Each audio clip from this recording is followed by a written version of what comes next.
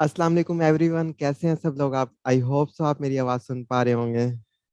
Kindly मुझे mic में sorry chat box में बताएं कि क्लियरली आप सुन पा रहे हैं मुझे।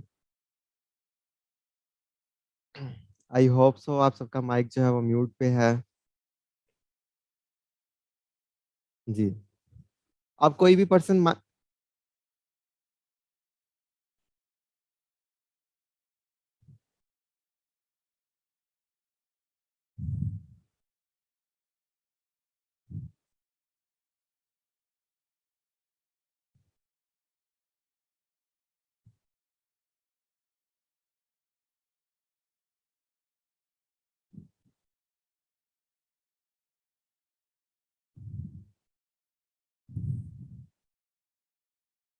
अच्छा, आज जो है आप हमारी जो मीटिंग है, जो इस टाइम सेशन है, वो लाइव स्ट्रीम यूट्यूब के ऊपर भी वॉच कर सकते हैं। जैसे आपको जूम पे सुनना पड़ता था, तो जूम में टू वे कम्युनिकेशन है, लेकिन यूट्यूब पे वन वे, तो वहां पे आप जाके डायरेक्टली भी इसे व्यू कर सकते हैं। तो फाइनली बढ़ते हैं आज हम अपने सेशन की तरफ, लेक्चर की तरफ।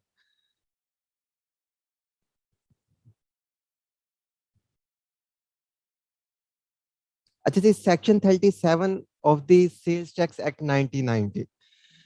कल हमने सेक्शन 37 बी तक पढ़ा और आज हम नेक्स्ट 37 की तरफ मूव करने 37 सी की तरफ मूव करने वाले हैं। इस सेक्शन में हम देखते हैं कि क्या सेल्स टैक्स एक्ट में डिफाइन किया गया है।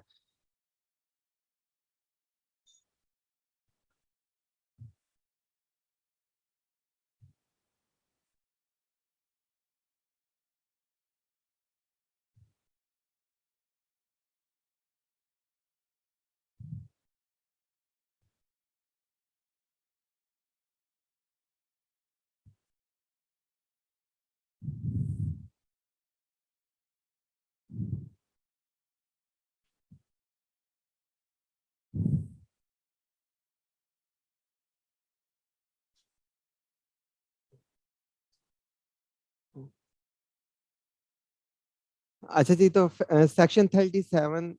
सी के सब सेक्शन 1 में लिखा हुआ है, the federal government may by notification in the official gazette appoint as many special judges as it consider necessary, and where it appoints more than one special judge, it shall specify the in the notification the headquarter of each special judge and territorial limits within which the he shall exercise jurisdiction under this act. No person shall be appointed as a special judge unless he is or has been a session judge. इस sub section 1 में वो ये कह रहा है कि sub section 1 deal करता है स्पेशल जजेस को। हम पीछे इतना पढ़ते आ रहे हैं कि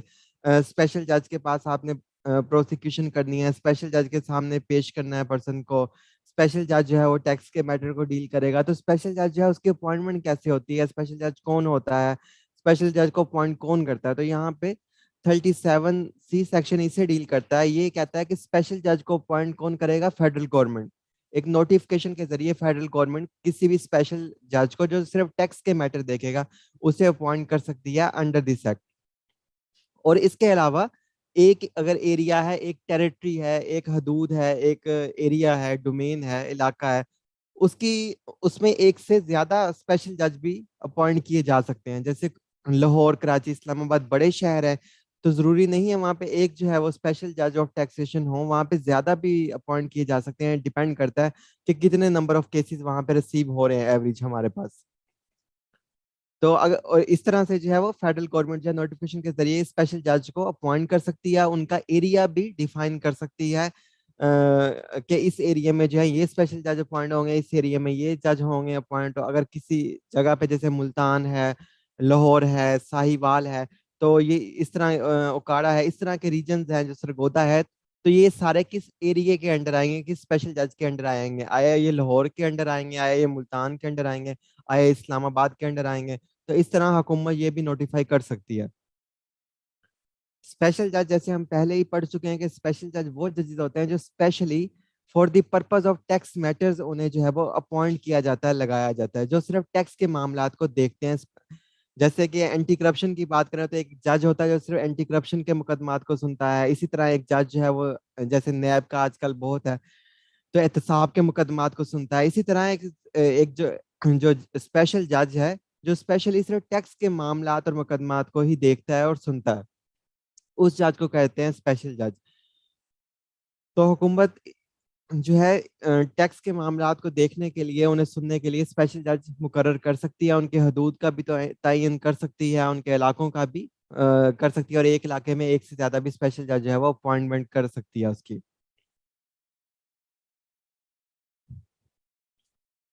अच्छा जी, स्पेशल जज के लिए रिक्वायरमेंट क्या है? कि क्या किसी ऑफिसर को स्पेशल जज लगाया जा सकता है? किसी चार्टर्ड अकाउंटेंट को स्पेशल जज लगाया जा सकता है? नहीं। तो यहाँ पे उसकी रिक्वायरमेंट्स भी मेंशन है। No person shall be appointed as a special जज अनलेस ही इज और हैज बीन अ सेशन जज। यानी कि स्पेशल जज सिर्फ वही पर्सन बन सकता है जो कम से कम जो है वो सेशन जज का रैंक होल्ड करता हो। मतलब कम से कम जो जो पर्सन सेशन जज का रैंक होल्ड करता हो, उसे ही स्पेशल जज ऑफ टैक्सेशन लगाया जाएगा।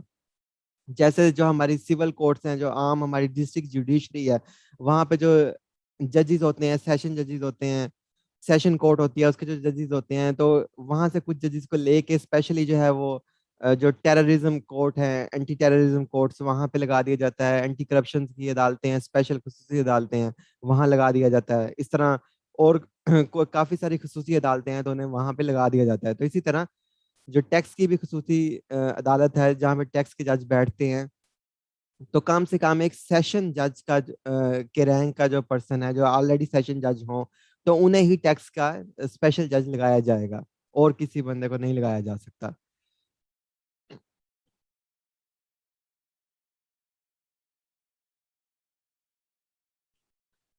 अच्छा जी, आगे है section 37D, cognizance of offences by special जजेस। कोग्निजेंस का क्या मतलब होता है? जैसे मैंने यहाँ पे हाईलाइट किया हुआ है, कोग्निजेंस जो है इन जनरल मीनिंग, इसका कोग्निजेंस जो वर्ड है, इसका मतलब है नॉलेज, यानी किसी चीज का इल्म होना।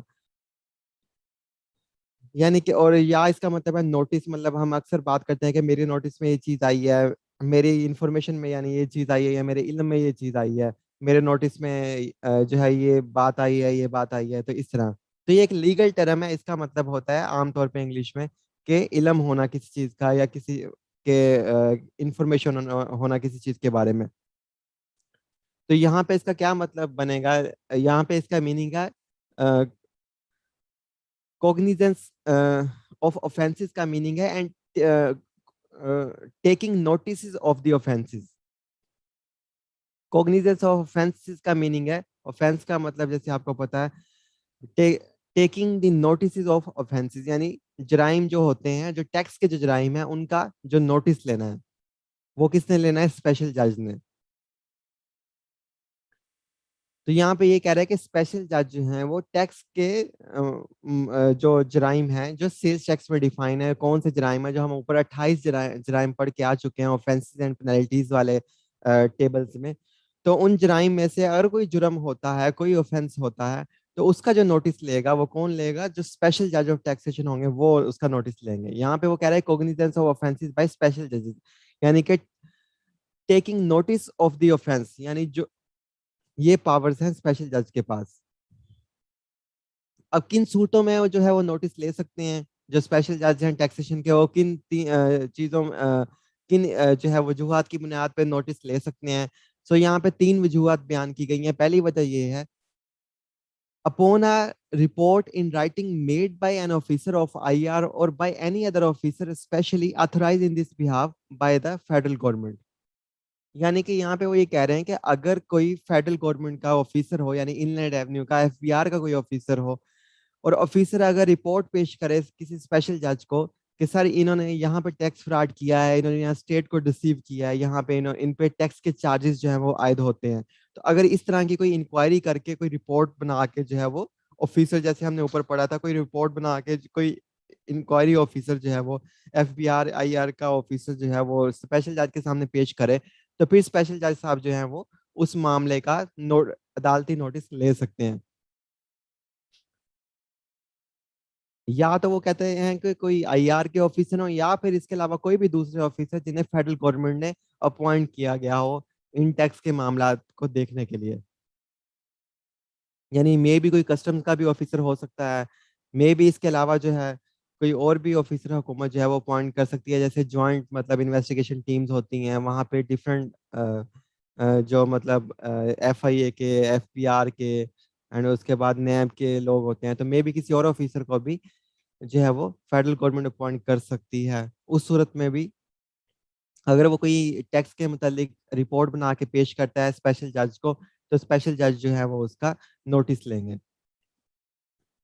आगे वो ये कहते हैं कि upon receiving a complaint or information of facts constituting such offense made or communicated by any person। अब कोई भी आम इंसान है, जनरल पर्सन है, वो स्पेशल जज ने जो टैक्सेशन की अदालत लगाई हुई है, खसूसी अदालत बराए टैक्सेशन उसने लगाई हुई है, वहां पे जाके कोई भी पर्सन जो है वो कंप्लेन फाइल कर देता है कि सर यहाँ पे बहुत ज्यादा टैक्स फ्रॉड हो रहा है, यहाँ पे बहुत ज्यादा टैक्स चोरी हो रही है, यहाँ पे इतना बड़ा जो है वो स्टेट को लॉस हो रहा है। तो इस तरह की कोई अगर इंफॉर्मेशन स्पेशल जज को मिलती है, तो उस इंफॉर्मेशन की बिहाफ पे भी जो है स्पेशल जज नोटिस ले सकते हैं। यानी कि तीन तरह से उनके पास पावर है, या तो कोई डिपार्टमेंट का जो ऑफिसर है वो स्पेशल जज को जो है रिपोर्ट पेश करे, या कोई भी पर्सन, जनरल पर्सन जो है वो पब्लिक में से जाके कंप्लेन फाइल करे स्पेशल जज के सामने, या वैसे किसी दूसरी सूरत में उन्हें कंप्लेन ईमेल कर दे या वाया डाक में भेज दे, तो उस सूरत में। और तीसरी है upon his own knowledge acquired during any proceeding before him under this act और under any other law for the time being in force.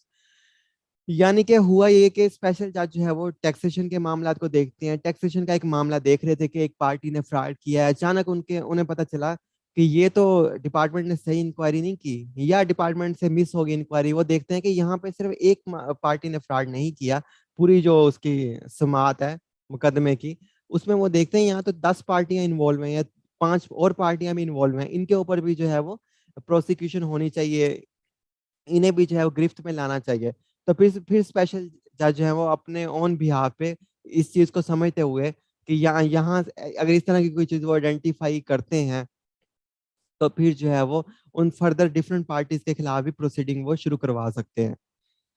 तो ये बात वही कर रहा है कि on his own knowledge acquired during any proceeding, पहले से कोई प्रोसीडिंग चल रही थी, उसमें से कोई नए लोग निकल आए, तो उनके खिलाफ भी स्पेशल जज जो है वो ऑर्डर दे सकते हैं कि आप इन्हें इंक्वायरी में शामिल करें, इन्वेस्टिगेशन करें इनके ऊपर।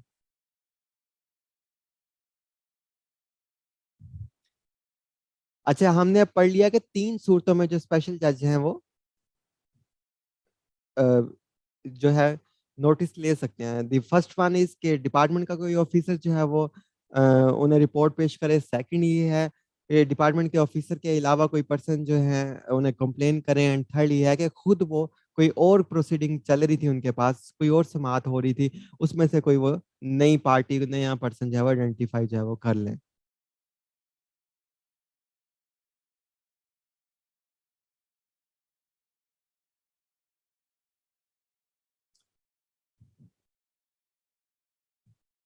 अच्छा, आगे वो कहता है सबसेक्शन 2 में upon the receipt of report under clause A of subsection 1 the special जज shall proceed with the trial of the accused.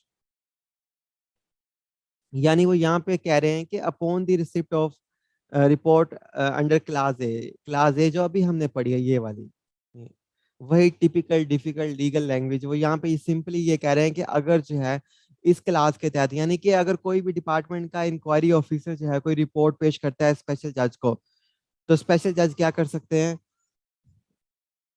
Special जज उसका नोटिस ले सकते हैं। और अगर वो कहते हैं कि अगर इस तरह की कोई रिपोर्ट डिपार्टमेंट पेश करता है, तो स्पेशल जज जो है वो क्या करेंगे, स्पेशल जज जो है वो उस बंदे का ट्रायल शुरू करवा देंगे। जो भी पर्सन होगा, यानी जो भी टैक्स फ्रॉड में इन्वॉल्व होगा, डिपार्टमेंट को कहेंगे ठीक है इसका ट्रायल कर, इन पे प्रोसीडिंग्स लाएं और इसका ट्रायल करें, मे बी इसे अरेस्ट कर लें, जो भी स्पेशल जज बेहतर समझे। यहाँ पे जो स्पेशल जज हैं उन्हें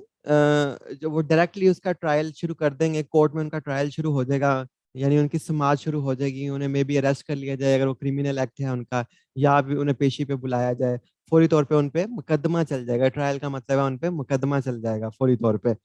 मुकदमा शुरू हो जाएगा। और उस मुकदमे को कौन देखेगा, उस मुकदमे को स्पेशल जो टैक्सेशन की कोर्ट है जहाँ पे स्पेशल टैक्स के जज हैं वो देखेंगे। क्योंकि ये चले आगे मैं बताता हूँ। अच्छा, सेकंड वो ये कहते हैं कि upon the receipt of a complaint information under clause B और acquired in the manner referred 2 in class C of subsection 1, the special judge may, before issuing a summon or warrant for appearance of the person complained against, hold a preliminary inquiry. ये आपने note करना लफ्ज preliminary inquiry for the purpose of ascertaining the truth of falsehood of the complaint, or direct any magistrate or any officer of IR or any police officer to hold such inquiry and submit report, and such magistrate or officer shall conduct such inquiry and make report accordingly. यहाँ पे वो क्या कहना चाह रहे हैं simply, वो simply यहाँ पे ये कह रहे हैं कि ऊपर जैसे हमने पढ़ा कि अगर डिपार्टमेंट का कोई ऑफिसर रिपोर्ट पेश करता है कि इस बंदे ने टैक्स फ्रॉड किया है, तो उसका उस पर मुकदमा चल जाएगा अदालत में, फौरी तौर पर उस पर कार्रवाई शुरू हो जाएगी। लेकिन जो हम दो चीजें ऊपर पढ़ी कि अगर अगर स्पेशल जज के पास कोई बंदा आके कंप्लेन फाइल कर देता है, जी ये बंदा टैक्स फ्रॉड में मुलविस है, या स्पेशल जज साहब जो है वो खुद कोई मुकदमा सुन रहे थे, तो उसमें उन्हें पता चलता है, डाउट होता है कि 5 और पार्टीज में इन्वॉल्व हैं, तो इनके ऊपर भी कार्रवाई होनी चाहिए। तो इन दोनों सूरतों में ये बात कर रहा है बी एंड सी। यहाँ पे देखें, यहाँ बात करता है बी सबसेक्शन 1 में बी एंड सी। ऊपर सिर्फ बात कर रहा था ए की, सब क्लास ए, यहाँ पे कह रहा है clause B and C of subsection 1, ऊपर वाला सबसेक्शन 1। तो यानी वो कहता है कि अगर बी एंड सी में जो डिफाइन किया गया है कि यानी कि कोई बंदा कंप्लेन फाइल कर दे स्पेशल जज के पास, या वो खुद आइडेंटिफाई कर लें किसी पर्सन को और उन्हें डाउट हो कि नहीं किसी पे, तो इस सूरत में स्पेशल जज साहब जो है फौरन मुकदमा नहीं चलाएंगे, फौरन उन पे एक्शन नहीं लेंगे, जी इन्हें गिरफ्तार कर लो, मुकदमा चला लो, या इन्हें कोर्ट में बुला लो, ऐसा नहीं किया जाएगा। बल्कि स्पेशल जज जो है वो एक प्रीलिमिनरी इंक्वायरी जो है वो होल्ड करवा सकते हैं। उसके लिए टैक्स ऑफिसर को भी कह सकते हैं, मुतलका पुलिस ऑफिसर को भी कह सकते हैं, किसी और पर्सन को भी जिसे वो बेहतर समझे कह सकते हैं। यानी कि एक बंदे ने कंप्लेन फाइल कर दी, तो स्पेशल जज, ये नहीं है कि स्पेशल जज साहब अगले दिन कहें जी ठीक है कंप्लेन फाइल आ गई है तो इस पर मुकदमा चलाओ, नहीं मुकदमा नहीं चलेगा। सबसे पहले स्पेशल जज कहेंगे इस कंप्लेन के अगेंस्ट इंक्वायरी की जाए, इंक्वायरी की जाए क्या ये कंप्लेन वैलिड है, क्या कंप्लेन में इंफॉर्मेशन जो बताई गई है वो दुरुस्त है, क्या कंप्लेन जायज भी है, या इसने किसी बुगज में किसी के खिलाफ जो है वो झूठी कंप्लेन फाइल कर दी है। तो उस कंप्लेन को जो है वो एनालाइज करने के लिए, एवेलुएट करने के लिए, इंक्वायर करने के लिए वो डिपार्टमेंट के किसी ऑफिसर को कह सकते हैं कि जिस आप इसकी इंक्वायरी मुकम्मल करके मुझे इतने दिन में दें। पुलिस वाले को कह सकते हैं, या और जिसे वो चाहे वो बेहतर समझते हैं वो कह सकते हैं। यानी प्रीलिमिनरी इंक्वायरी वो होल्ड करेंगे, जो स्पेशल जज हैं वो प्रीलिमिनरी इब्तदाई इंक्वायरी होल्ड करने के बाद जो है वो नेक्स्ट, अगर वो उसमें वैलिड चीजें सामने आई तो फिर ही उस पर्सन के खिलाफ ट्रायल किया जाएगा। इसी तरह स्पेशल जज जो है वो क्लास सी की अगर बात करें, खुद ऑलरेडी उनके पास कोई प्रोसीडिंग चल रही थी, उन्हें डाउट हुआ कि इसमें 5 और पार्टीज भी इन्वॉल्व हैं जिन्होंने टैक्स फ्रॉड किया है। तो अब ये नहीं कि उन्होंने डाउट किया है और फौरी तौर पे उन पे भी मुकदमा शुरू हो गया, नहीं, पहले वो उन्हें जो है वो हेयरिंग पे बुलाएंगे, उन बाकी 5 पार्टीज को, उनसे जो है वो पूछेंगे अपनी अदालत में बुला के, जी आप, मुझे ये डाउट हुआ है, आप भी इसमें शामिल हैं, तो आप जरा बताएं, जरा क्लियर करें अपने आप को। अगर वो डाउटफुल है पर्सन तो उनके खिलाफ ट्रायल शुरू किया जा सकता है इसके बाद, एविडेंस मिलने के बाद। अगर वो डाउटफुल नहीं है तो स्पेशल जज जो है वो अपना डाउट खत्म कर देंगे।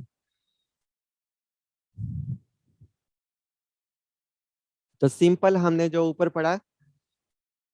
इफ आगे वो कहते हैं if after conducting such inquiry और after considering the report of such magistrate और ऑफिसर द स्पेशल जज इज ऑफ द ओपिनियन, यानी वही बात करा जो मैंने बताई, there is no sufficient ground for proceeding he may dismiss complaint, और there is sufficient ground for proceeding he may proceed against the person complaint against in accordance with the law. यानी कि स्पेशल जज को जो है उन्होंने किसी officer को या मजिस्ट्रेट को कहा कि जी आप इसके खिलाफ जो है वो इंक्वायर करें, और उसके खिलाफ अगर कोई प्रॉपर सबूत नहीं मिलते तो उसे छोड़ दिया जाएगा। अगर कोई सबूत उनके खिलाफ मिल जाए टैक्स पेयर के खिलाफ, तो फिर जो है वो उनके अगेंस्ट जो है स्पेशल जज की अदालत में प्रोसीडिंग जो है वो शुरू हो जाएंगी।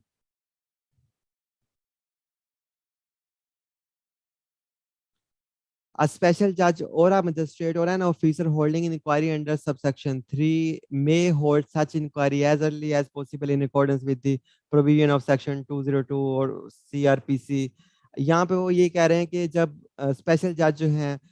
उनके पास एक कंप्लेन फाइल हुई, या उन्होंने खुद एनालाइज किया जी कि 5 और पार्टीज भी इन्वॉल्व हैं टैक्स फ्रॉड में, तो सब वो किसी जो है जैसे हमने ऊपर पढ़ा किसी एसएचओ को भेज देंगे इंक्वायरी करने के लिए, किसी टैक्स ऑफिसर को भेज देंगे कि वो इंक्वायरी करें। अब वो टैक्स ऑफिसर का पे फर्ज है, वाजिब हो गया उस पर कि वो मुकर्ररा टाइम के अंदर अंदर, वो टाइम जो क्रिमिनल प्रोसीजर कोड में दिया गया है इसके लिए वो पढ़ना पड़ेगा हमें लॉ। उस लॉ में जो टाइम दिया गया है उस टाइम फ्रेम के अंदर अंदर वो इंक्वायरी मुकम्मल करें और मुकम्मल करके जज साहब को रिपोर्ट पेश करें। ये नहीं है जी ऑफिसर 1 साल हो गया उससे इंक्वायरी मुकम्मल नहीं हुई, जो टाइम लाइन है इंक्वायरी की उसमें मुकम्मल करें, मुकम्मल करके जो मजिस्ट्रेट स्पेशल जज या जो मजिस्ट्रेट हैं उन्हें रिपोर्ट जमा करवाई जाए। अच्छा जी, 37E, स्पेशल जज ETC to have exclusive jurisdiction. अच्छा, क्या स्पेशल जज जो है वो उन्हें हर चीज की मतलब उनके पास जुरिडिक्शन है। जुरिडिक्शन कहते हैं हदूद को, मतलब कि जुरिडिक्शन का मतलब होता है हदूद। हदूद जो मुतय्यन होती है आपकी। जैसे मैं कहूँ कि पंजाब की जुडिक्शन कितनी है तो हम कहेंगे जी सादकाबाद से लेकर एंड आगे तक जो भी लाहौर है या सरगोदा जितना भी एरिया है। तो इस तरह जुडिक्शन का मतलब हदूद होता है। तो यहाँ पे वो कह रहे हैं जो स्पेशल जज हैं उनकी जो वो लिमिटेड है, महदूद है सिर्फ उन चीजों तक, टैक्स के मामला तक। और टैक्स में भी जो इन टैक्स फेडरल टैक्स लाज हैं इनमें डिफाइन किया गया है इन टैक्स लाज के मामला तक ही उनके जो इख्तियारात हैं वो महदूद हैं। ये नहीं है स्पेशल जज जो है वो जो है टैक्स के मामला को छोड़ के करप्शन के मामला के ऊपर भी इंक्वायरी शुरू कर दिया उन्होंने, और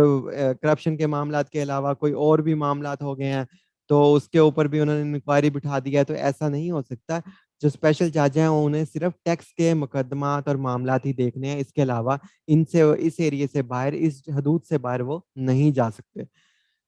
हदूद उनकी कौन सा सेक्शन तयन कर रहा है, वो 37E कर रहा है। वो ये कहता है notwithstanding anything contain in this act और in any other law for the time being in force,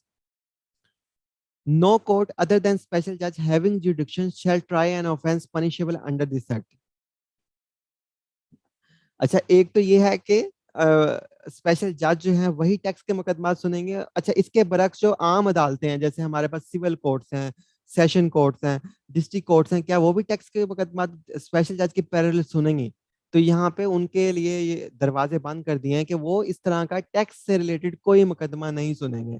यानी कि वो सिविल मुकदमात सुनेंगे, क्रिमिनल मुकदमात सुनेंगे, दूसरे कोई भी मुकदमा सुनेंगे, लेकिन टैक्स के मुकदमा कौन सुनेगा? सिर्फ टैक्स का जज ही सुनेगा। इसलिए यहाँ पे कहा गया है no court other than special जज, यानी स्पेशल जज के अलावा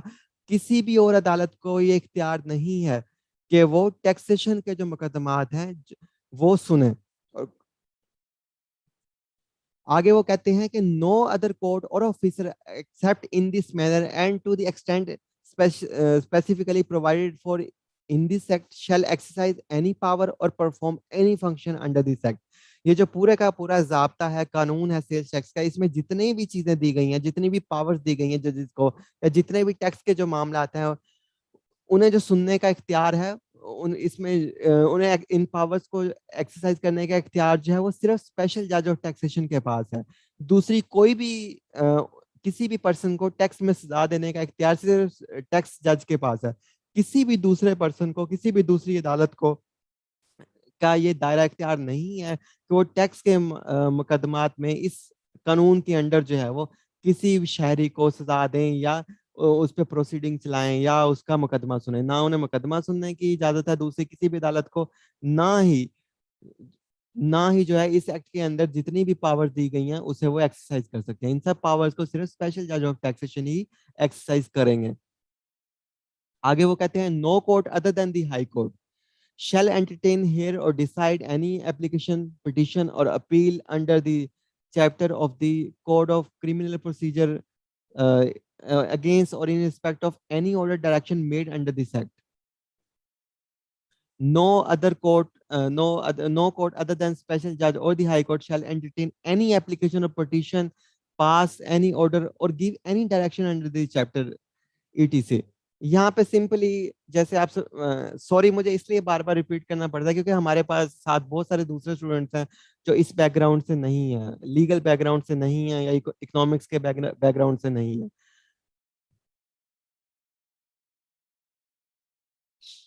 तो यहाँ पे वो ये कह रहे हैं सब जो आम कोई भी मुकदमा होता है सबसे पहले जो है वो इस तरह सिविल कोर्ट में हम पेश होते हैं, डिस्ट्रिक्ट कोर्ट में हमारी जो है जिले में अदालत होती है जिसे डिस्ट्रिक्ट कोर्ट कहते हैं, वहाँ पे हमारा मुकदमे की समाअत होती है। अगर वहाँ पे हमारे खिलाफ अगर फैसला आ जाए तो हम नेक्स्ट जो अपील फाइल करते हैं उस फैसले के खिलाफ वो करते हैं हाई कोर्ट में। हाई कोर्ट के बाद हम जो है वो वहां से भी अगर हमारी अपील रिजेक्ट हो जाए तो हम जो सबसे बड़ी अदालत है सुप्रीम कोर्ट वहां जाते हैं। तो सेम इसी तरह, क्योंकि हमने ऊपर पढ़ा है कि जो टैक्स का जो जज होगा वो कम से कम सेशन जज होगा, तो इसलिए जो इस तरह की कोई भी अदालत जो है वो सेशन कोई भी कोर्ट जो है वो इसका मुकदमा नहीं सुनेगी। कम से कम जो है वो जो भी टैक्स जज जो है वो फैसला देगा उसके खिलाफ जो पहली अपील फाइल होगी उसके फैसले के खिलाफ वो सिर्फ और सिर्फ जो है वो हाई कोर्ट में फाइल हो सकती है। और अगर हाई कोर्ट में अपील हमारी रिजेक्ट होती है या हमारे खिलाफ फैसला आता है तो नेक्स्ट जो फोरम है आखिरी वो सुप्रीम कोर्ट का है। तो यहाँ पे वो क्लियर कर रहा है इसी बात को। यहाँ पे कहता है कि no court other than high court, यानी कि वो कहता है हाई कोर्ट के अलावा, टैक्स कोर्ट के अलावा या हाई कोर्ट के अलावा कोई भी दूसरी अदालत जो है वो टैक्स का कोई भी मुकदमा, सेल्स टैक्स का कोई भी मुकदमा नहीं सुनेगी। सिर्फ हाई कोर्ट के पास पावर है कि वो सेल्स टैक्स का मुकदमा सुन सकती है। उसमें डायरेक्ट पिटीशन भी फाइल की जा सकती है या डायरेक्ट नहीं करनी तो जो स्पेशल जज ऑफ टैक्सेशन है उन्होंने कोई फैसला दिया है तो उनके खिलाफ भी जो है उनके फैसले के खिलाफ भी पिटीशन हाई कोर्ट में फाइल की जा सकती है। Constitution of Pakistan her person को ये राइट देता है कि किसी का अगर कहीं पे हक तलफी हो रही है तो वो हाई कोर्ट में या सुप्रीम कोर्ट में जो है वो पिटीशन जो है वो फाइल कर सके। तो यहाँ पे ये भी लिख दिया गया है कि किसी भी दूसरी अदालत को ना जो है वो, अगर किसी दूसरी अदालत के पास टैक्स का कोई जो है वो केस फाइल भी होता है तो वो इस तरह के किसी केस को एक्सेप्ट नहीं करेंगे। हाई कोर्ट या कोई भी हाई कोर्ट के अलावा कोई भी दूसरी कोर्ट है, हाई कोर्ट या टैक्स कोर्ट के अलावा कोई भी दूसरी कोर्ट है, किसी भी तरह का उनके पास मुकदमा फाइल होता है टैक्स के हवाले से तो सेल्स टैक्स के हवाले से तो उसे एंटरटेन नहीं करेंगे, एक्सेप्ट नहीं करेंगे, ना ही एक्सेप्ट करेंगी और ना ही अगर एक्सेप्ट कर लिया है तो कोई ऑर्डर भी इशू नहीं करेंगे। अगर इशू कर भी दें तो वो उनकी हदूद में नहीं आता तो उसे माना ही नहीं जाएगा। आगे वो कहता है provision of code of criminal procedure 1898 to apply the provision of the code of criminal procedure so far as the not inconsistent of the provision of the such shall apply to proceeding of the court of a special judge and such court shall be deemed to be court of session judge for the purpose of the said provision of the ये simply जो है ये सारे के सारा refer किया गया है इस लॉ के अंदर सेल्स टैक्स में। जैसे हमने देखा कि किसी क्रिमिनल प्रोसीजर कोड जो है वो अप्लाई हो रहा है तो वो ये कह रहा है कि सिंपली कि अगर यहाँ जहाँ पे क्रिमिनल प्रोसीजर कोड अप्लाई हो रहा है वहाँ पे जो मुतलका जो सेक्शंस हैं, जो पार्ट्स हैं, जो चैप्टर्स हैं उसकी तरफ ये रेफर कर रहा है कि वो क्रिमिनल प्रोसीजर कोड के वो अप्लाई होंगे यहाँ पे सेल्स टैक्स के साथ। उन्हें अंडरस्टैंड करने के लिए हमें क्रिमिनल प्रोसीजर कोड के वो चैप्टर्स को देखना पड़ेगा। ये आपके लिए जरूरी नहीं है, ना ही आपको ये देखना है, ना ही आपको ये याद रखना है। बस इतना आपको याद रखना है कि सेल्स टैक्स के जो जज के पास या ऑफिसर्स के पास वही पावर्स हैं वो जो क्रिमिनल प्रोसीजर कोड के अंडर जो दी गई हैं उस लेवल की पावर जो है हमारे ऑफिसर के पास हमारे डिपार्टमेंट के पास है। सेल्स टैक्स के ये सिर्फ उन लोगों के लिए है, ये सारी की सारी चीज है जो अगर स्पेशल जज की अदालत में कोई मुकदमा फाइल होता है और वो टैक्स फ्रॉड का है, क्रिमिनल के इशू है, तो उसमें जो है वो किस तरह वो पूरा मैकेनिज्म होगा, क्रिमिनल प्रोसीजर कोड किस तरह अप्लाई होगा इस स्पेशल कोर्ट में, और वे क्या होगा, मैकेनिज्म क्या होगा, ये सारे का सारा अगर किसी कोई वकील है तो उसने मुकदमा लड़ना है, समाज पे जाना है, तो वो ये सब उनके लिए है, ये आपके लिए ये चीज नहीं है। इसलिए इसे रिमेम्बर करने की, याद रखने की जरूरत नहीं है। पेपर में बस ज्यादा से ज्यादा यही पूछा जा सकता है सेल्स टैक्स में जो पावर्स हैं, और अगर कोई सेल्स टैक्स में टैक्स फ्रॉड करता है, इस तरह का कोई जुर्म करता है, तो उसके खिलाफ अगर मुकदमा चलेगा तो वो क्रिमिनल ऑफेंस होगा या सिविल ऑफेंस होगा, तो हम कहेंगे जी वो क्रिमिनल ऑफेंस होगा। और क्रिमिनल ऑफेंस किस तरह होगा ये भी पूछ सकता है, तो हम कह सकते हैं वो वही उसी तरह होगा क्रिमिनल ऑफेंस जो क्रिमिनल ऑफेंसेस का जो कानून है 1898 का, जिसे क्रिमिनल प्रोसीजर कोड 1898 कहते हैं, उसमें जो क्रिमिनल ऑफेंसेस बताए गए हैं, डिफाइन किए गए हैं, उसी तरह सेल्स टैक्स के जो ऑफेंसेस हैं ये भी उसी तरह ट्रीट होंगे जैसे दूसरे क्रिमिनल ऑफेंसेस इस लॉ में डिफाइन किए गए हैं। आपको सिर्फ इतना ही रिमेम्बर रखना है कि सेल्स टैक्स का जो क्राइम है वो सिविल ऑफेंस नहीं है, बल्कि वो क्रिमिनल ऑफेंस है, बस दैट्स इट। वो ऊपर वाली जो सारी चीज है वो वकीलों के लिए है। आगे है 37G, transfer of cases where more than one special judge are appointed within the territorial jurisdiction of high court, the high court, and where not more than one special judge, इसे आपने देखना है, where not more than one special judge is appointed, the federal government may by order in writing direct the transfer at any stage of the trial or any case from the court of one special judge to the court of another special judge for the disposal whenever it appear to the high court or as the case may be by the federal government that such transfer may promote the end justice or tends to the general convenience of the parties or witnesses. In respect of a case transferred to a special judge under subsection 1, special judge shall not, by reason of aforesaid transfer, be bound to recall and rehear any witness whose evidence has been recorded in the case before the transfer and act upon the evidence already recorded or produced before the court which tried the case before the transfer. यहाँ पे वो क्या कह रहा है, वो ये कह रहा है कि अगर किसी, जैसे हमने देखा कि किसी एक एरिया में एक से ज्यादा, फेडरल गवर्नमेंट के पास ये पावर है कि वो एक से ज्यादा भी स्पेशल जज ऑफ टैक्सेशन अपॉइंट कर सकती है। जैसे लाहौर, कराची, इस्लामाबाद की मैंने बात की, वो बहुत बड़ा एरिया है, वहां पे एक जज का काम नहीं है, वहां पे तो कई मतलब जजेस होने चाहिए, हजारों टैक्स के मुकदमात होते हैं। तो फॉर एग्जांपल अगर लाहौर में हुकूमत ने जो है वो 7 स्पेशल जज लगाए हुए हैं ये सारे सेल्स टैक्स के मुकदमा सुनने के लिए, तो अब सेल्स टैक्स का कोई केस आएगा तो उसकी मतलब जो है वो किस जज के पास जाएगा, या उसमें यह है कि हदूद तयन की जा सकती है। अगर 7 जज लाहौर में लगाए हुए हैं तो जो लाहौर लाहौर के नवाही इलाके हैं, कि अगर जुडिक्शन 7 जजेस की जो है वो डोमेन डिफाइन की गई है, जैसे कि अगर कहीं से शेखुपुरा से कोई मुकदमा आएगा, या लाहौर के साथ कसूर है, कसूर से कोई मुकदमा आएगा, या लाहौर के साथ जो है वो उकाड़ा है, उकाड़ा से अगर कोई मुकदमा आएगा तो ये जज सुनेगा, लाहौर सिटी से मुकदमा आएगा तो ये वाला जज सुनेगा, लाहौर के अलावा साहिवाल से कोई मुकदमा आएगा, उकाड़ा से आएगा तो ये वाला जज सुनेगा, सियालकोट से कोई मुकदमा आएगा तो ये वाला जज सुनेगा। तो इस तरह उनकी बाउंड्रीज डिफाइन की जा सकती हैं। तो हाई कोर्ट जो है, क्योंकि ये जो जीली अदालतें हैं, निचली जो अदालतें होती हैं, ये हाई कोर्ट्स के अंडर होती हैं, इसी तरह जो स्पेशल जज भी अपॉइंट होंगे वो भी हाई कोर्ट के अंडर होंगे। अगर एक इलाके में एक से ज्यादा स्पेशल जज अपॉइंट हैं तो फिर वहाँ का हाई कोर्ट है, जैसे लाहौर में है तो लाहौर हाई कोर्ट जो है वो ये डिफाइन कर सकता है कि कौन सा जज जो है वो कौन से मुकदमात सुनेगा। यानी कि अगर एक से ज्यादा जजेस हैं तो वो लाहौर का हाई कोर्ट ये डिफाइन कर सकता है कि किस जो जज है उसकी क्या मतलब एरिया है, क्या जुडिक्शन है, वो कौन से मुकदमात जो है वो सुनेगा। ये मुकदमात एरिया वाइज भी हो सकते हैं, मुकदमात जो है वो सेक्शन वाइज भी हो सकते हैं, ऑफेंस वाइज भी हो सकते हैं। हाई कोर्ट ये कहता है कि जो अगर फलां ऑफेंस करे तो उसके मुकदमा सिर्फ ये वाला जज नंबर 1 सुनेगा, ये वाले ऑफेंस हो तो इसके मुकदमा जज नंबर 3 सुनेगा। तो हाई कोर्ट जो है, मुतलका जो हाई कोर्ट है वो डिफाइन कर सकता है। अगर अगर किसी इलाके में एक से ज्यादा स्पेशल जजेस अपॉइंट हैं तो वहां उस इलाके का जो हाई कोर्ट है वो डिफाइन करेगा कि किस जज ने कौन से किस किस्म के किस तरह के टैक्स के मुकदमात सुनने हैं, नंबर 1। लेकिन अगर किसी इलाके में सिर्फ स्पेशल जज ही एक पॉइंट है, सिर्फ एक से ज्यादा जज पॉइंट ही नहीं है वहां पे, जैसे फॉर एग्जांपल अगर मुल्तान की बात करें,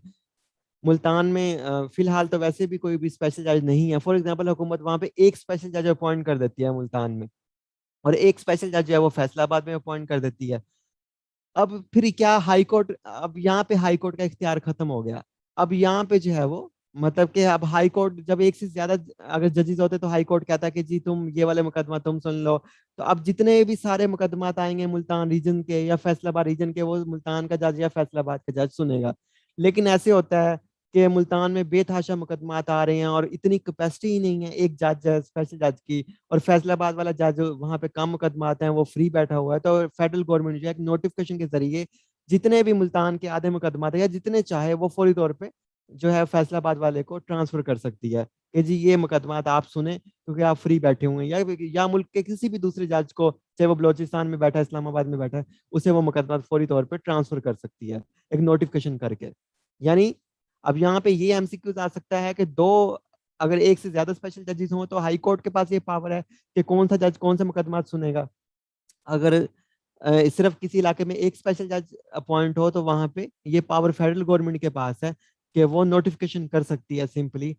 अगर वहां से मुकदमा ट्रांसफर करने हो किसी और रीजन में। कैपेसिटी इश्यूज भी हो सकते हैं, या वहां पे इंसाफ नहीं मिल पा रहा हो टैक्स पेयर को तो वो इशू भी हो सकता है, या दूसरा कोई भी मामला हो सकता है। अगर फेडरल गवर्नमेंट समझती है कि इंसाफ के तकाजे पूरे होने चाहिए, उस भी पे वो मुकदमा आगे किसी और जज को ट्रांसफर कर सकती है। लेकिन शर्त यह है कि वहां जज एक अपॉइंट होना चाहिए, दो होंगे तो उसका फैसला हाई कोर्ट करेगी। आगे वो कहता है, in respect of case transfer to a special judge under subsection 1, special judge shall note by reason of the said transfer be अच्छा यहाँ हमने पढ़ लिया, सॉरी। यहाँ पे ये कह रहा है कि अगर एक एरिया से, फॉर एग्जांपल जैसे मैंने बताया कि फैसलाबाद वाले जज फ्री बैठे हुए थे, मुल्तान का जो जज था उसमें बहुत लोड था, हुकूमत अगर वो 50 मुकदमा सुन रहा था तो हुकूमत ने 15 मुकदमा तो उसके हिस्से के फैसलाबाद वाले को ट्रांसफर कर दिए हैं। अब 15 मुकदमात में 6-6 महीने 1-1 साल ट्रायल हो चुका है, मतलब उन पे जो है वो उनकी समाअत हो चुकी है कि आप जो है वो नए सिरे से बयान रिकॉर्ड किए जाएंगे लोगों के, नई सिरे से जो है वो गवाहों को बुलाया जाएगा, नए सिरे से तमाम मामले मुकदमा सुना जाएगा, नहीं। जितना प्रोसीडिंग्स हो चुकी हैं, जितनी समाअत हो चुकी है उससे आगे चला जाएगा। अगर 6 महीने या 8 महीने में बयान रिकॉर्ड किए जा चुके हैं, मुकदमा सुना जा चुका है, इतनी समाअत हो चुकी है, अब वहां से आगे शुरू होगी, ना कि जीरो से। तो इसलिए यहाँ पे वो यही बात कर रहा है कि अगर पहले बयान रिकॉर्ड हो चुके हैं टैक्स पेयर्स के या उससे एसोसिएटेड पर्सन के जो मुकदमे में इन्वॉल्व हैं, तो जो अगर मुकदमा ट्रांसफर हो जाता है किसी दूसरे जज को, तो वहीं से ट्रायल दोबारा शुरू होगा, ना कि जीरो से शुरू होगा।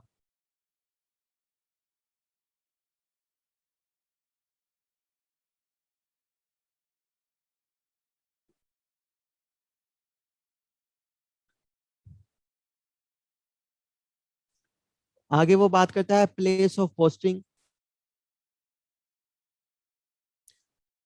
37H, a special judge shall ordinarily hold sitting at his headquarters, but keeping in view the general convenience of the parties or the other witnesses, he may hold sitting at any other place।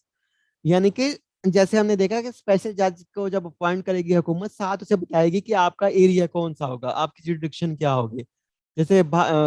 Multan है तो हुकूमत बताएगी कि मुल्तान आपका area है, पूरा Multan reason कहाँ तक है, वो मुल्तान रीजन क्या है, उसमें डीजी खान भी इन्वॉल्व होगा, डीजी खान तक उसकी हदूद होगी, राजनपुर भी होगा, उधर से बिहाड़ी तक होगा। इस तरह वो हदूद डिफाइन कर सकती है। उसके बाद जो है वो तो इसका उस एरिया का जो हेडक्वार्टर होगा वो मुल्तान होगा, और मुल्तान में जो स्पेशल जज हैं वो बैठेंगे। इसी तरह जो है वो हुकूमत ये कह सकती है कि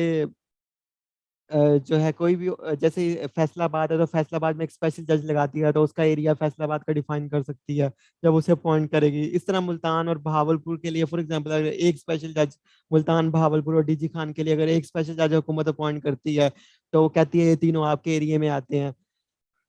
तो स्पेशल जज जो है वो कहाँ पे बैठेंगे, फिर अपने हेडक्वार्टर में बैठेंगे। हेडक्वार्टर उनका कौन सा होगा, मुल्तान होगा। लेकिन ऐसे होता है कि भावलपुर में मुकदमा बहुत ज्यादा हो जाते हैं, बहुत ज्यादा मुकदमात हो जाती हैं, या डीजी खान में बहुत ज्यादा मुकदमात हो जाते हैं, तो स्पेशल जज जो है हर पर्सन को जो है मुल्तान में जाना पड़ता है। तो मुल्तान के खुद के 50 मुकदमात हैं, तो और भावलपुर के जो है वो 150 मुकदमात हैं। तो फिर स्पेशल जज क्या है कि दूसरी जगह पे भी जाके जो न्यूट्रल प्लेस है वहां पे जाके बैठ सकते हैं। तो वहां पे जैसे तो स्पेशल जज है वो हेडक्वार्टर को छोड़ के भावलपुर आ जाएंगे या डीजी खान चले जाएंगे, वहां भी मुकदमा सुन सकते हैं।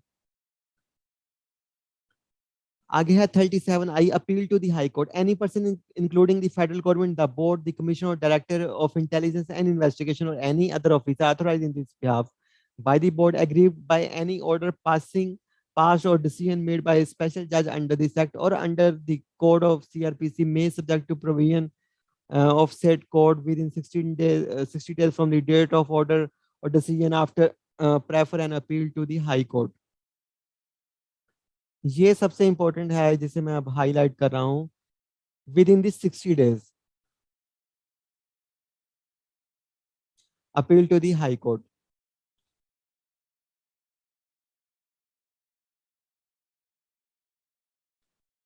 अच्छा यहाँ पे वो यही कहते हैं कि डिपार्टमेंट के एक ऑफिसर ने इंक्वायरी रिपोर्ट जमा करवाई स्पेशल जज को, जी ये टैक्स फ्रॉड में मुलविस है। अब स्पेशल जज साहब जो हैं वो टैक्स पेयर के हक में फैसला दे देते हैं। वो कहते हैं जी डिपार्टमेंट की इसमें गलती है, इसमें कोई चार्जेस नहीं बनते टैक्स के। तो अब डिपार्टमेंट के ऑफिसर ये समझते हैं स्टिल केस पे चार्जेस बनते हैं। अब उसके खिलाफ जो फर्स्ट अपील है वो कहाँ पे फाइल होगी? अब जो डिपार्टमेंट का जो ऑफिसर है या कमिश्नर है या डिपार्टमेंट खुद जो है बोर्ड खुद भी फाइल कर सकता है, वो ऑफिसर भी कमिश्नर भी कर सकता है। वो उस टैक्स उस खसूसी अदालत के फैसले के खिलाफ किस फोरम पे जाके अपील करेंगे? वो हाई कोर्ट में करेंगे। डिपार्टमेंट बोर्ड या वो ऑफिसर जो है वो हाई कोर्ट में जो है वो जाके अपील करेगा। फेडरल गवर्नमेंट भी हो सकती है, जैसे वफाकी हुकूमत भी है, एक बंदे ने टैक्स फ्रॉड किया है, वफाकी हुकूमत जो है वो स्पेशल जज ने जो है वो फैसला टैक्स पेयर के हक में दे दिया है, वफाकी हुकूमत जो है मुंह देखती रह गई है। तो वो जो है अब वफाकी हुकूमत भी हाई कोर्ट में जाएगी और जाके वहां पे उसके फैसले को चैलेंज करेगी। ये यहाँ पे पूरी यही कहानी बयान करा है कि स्पेशल जज के फैसले के अगेंस्ट जो अपील फाइल करेगा डिपार्टमेंट या हुकूमत या फेडरल बोर्ड ऑफ रेवेन्यू, वो कहाँ पे फाइल करेगा? हाई कोर्ट में।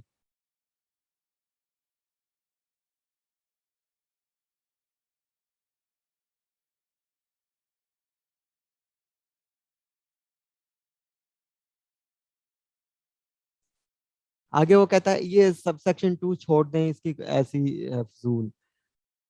38 authorise officer to have access to premise stock accounts and record. अच्छा हाँ, जो इसमें चीज इंपॉर्टेंट थी इस पूरे में, एमसीक्यूज क्या हो सकता है कि जो अपील फाइल होगी, डिपार्टमेंट ने अगर अपील फाइल करनी है जिस दिन डिसीजन दिया है स्पेशल कोर्ट ने, स्पेशल कोर्ट ने जिस दिन फैसला दिया है उस फैसले से लेकर 60 दिन के अंदर अंदर अपील फाइल करनी है डिपार्टमेंट को। अगर 60 दिन गुजर गए तो डिपार्टमेंट का अपील का हक खत्म हो गया। तो ये चीज एमसीक्यूज में पूछी जा सकती है और ये काफी दफा पूछी भी गई है और ये इंपॉर्टेंट है।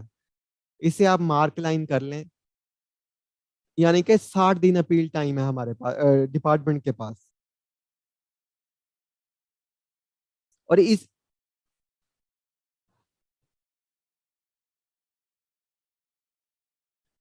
ठीक है जी, हम आगे चलते हैं। अब आगे वो कहते हैं authorise officer to have access to premise stocks accounts and records. Any officer authorized in this behalf by board shall have free access, including real-time electronic access to business or manufacturing premises, register offices, or any other place where any stocks, being business records or documents required under this act are kept or maintained belonging to any registered person or person liable for the registration or whose business activities are covered under this act, or who may be required for any inquiry or investigation in any tax fraud committed by him or his agent or any other person, and such officer may at any time inspect the goods stocks, record data, document correspondence, accounts and statement, utility bills,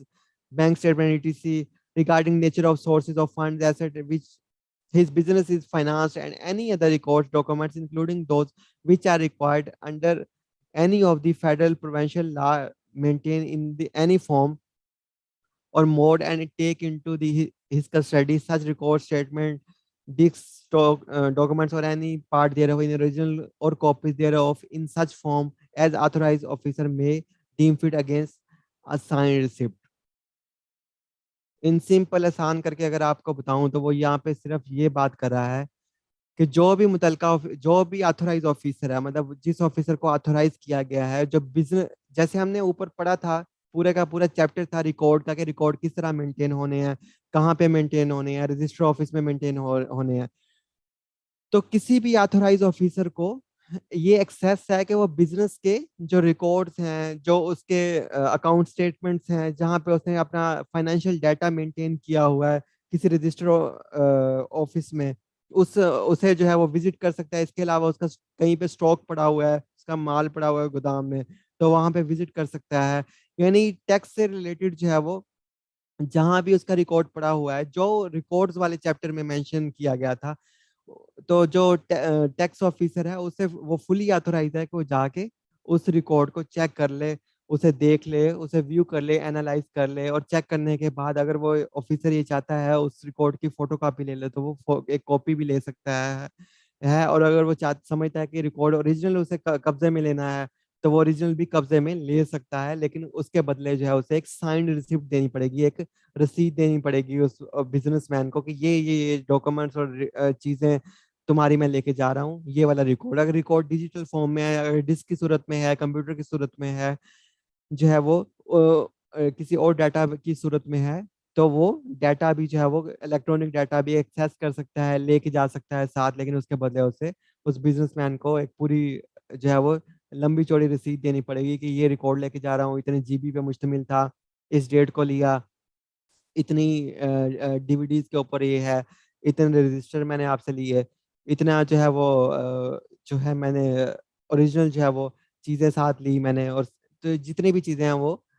जो officer authorise होगा वो access कर सकता है business premises पे जाके।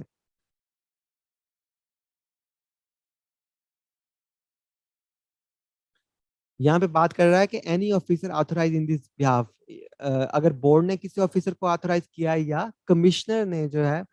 किसी को ऑथराइज किया या कमिश्नर के पास खुद ही एक्सेस है कि वो जाके रिकॉर्ड ले सकता है। अब बहुत सारे ऐसे मामलात होते हैं वहां पे बार बार कमिश्नर की ऑथराइजेशन रिक्वायर करना मुश्किल बात है, जैसे खास जैसे अभी शुगर इंडस्ट्री थी, वहां पे डिफरेंट ऑफिसर्स को जो है वो नॉमिनेट किया हुआ था, वो रिकॉर्ड उनका चेक करते थे डिफरेंट इंस्पेक्टर्स। अभी शुगर का सीजन था तो वहां पे वो चेक करते थे रिकॉर्ड जाके।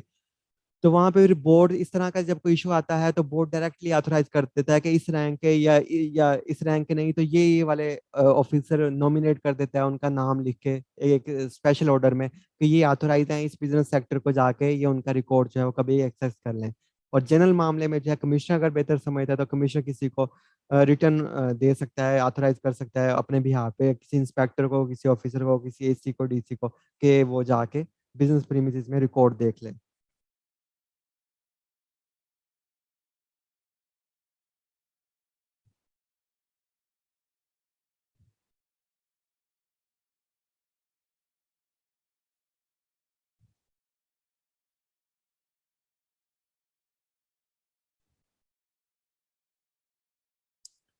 आगे वो बात करता है the person the registered person his agent और एनी अदर पर्सन स्पेसिफाइड। अच्छा, यहाँ पे एक चीज थोड़ी सी मैं क्लियर कर दूं, आगे जाके आपको थोड़ी सी कॉम्प्लेक्सिटी होगी। यहाँ पे वो ये बात कर रहा है कि इन दोनों कमिश्नर के पास या बोर्ड के पास एक्सेस है कि ऑफिसर के किसी को नॉमिनेट करे तो वो जाके रिकॉर्ड देख सकता है टू बिजनेस और मैन्युफैक्चरिंग प्रीमिसेस, यानी कारोबार जहाँ पे हो रहा है, जहाँ पे कारोबार हो रहा है उसकी जो हदूद है जहाँ मैन्युफैक्चरिंग हो रही है, या उसका जो रजिस्टर्ड ऑफिस है, जो हमारे पास उसका रजिस्टर्ड ऑफिस है, वहां पे जाके रिकॉर्ड को देख सकता है। और any other place where any stocks, इसके अलावा कोई भी दूसरी जगह जहाँ पे स्टॉक उसने माल रखा हुआ है, जहाँ पे बिजनेस रिकॉर्ड उसने मेंटेन किए हुए हैं, और documents required under this act, यानी इस एक्ट के तहत, मतलब ऊपर जब जो भी हमने डॉक्यूमेंट्स देखे कि ये उसे मेंटेन करना है, रिकॉर्ड इस तरह मेंटेन करना है, जितने भी डॉक्यूमेंट्स उसने जो है वो रिकॉर्ड वो कर रहा है, नोट डाउन कर रहा है अपने बिजनेस के, तो हम इन चीजों को जाके व्यू कर सकते हैं, देख सकते हैं। लेकिन हम उसके घर में जाके उसके किसी और मतलब और किसी ऐसी जगह पे जाके, फॉर एग्जांपल एक बिजनेसमैन है तो उसका एक फार्म हाउस है, तो हम उसके फार्म हाउस पे नहीं जा सकते, हम सिर्फ उसके बिजनेस प्रीमिसेस पे जा सकते हैं, जहाँ पे उसका स्टॉक पड़ा हुआ है वहां पे जा सकते हैं, जहाँ से उसका कनेक्शन है बिजनेस के साथ वहां पे जा सकते हैं, ना कि इसके अलावा किसी तीसरी जगह पे हम नहीं जा सकते।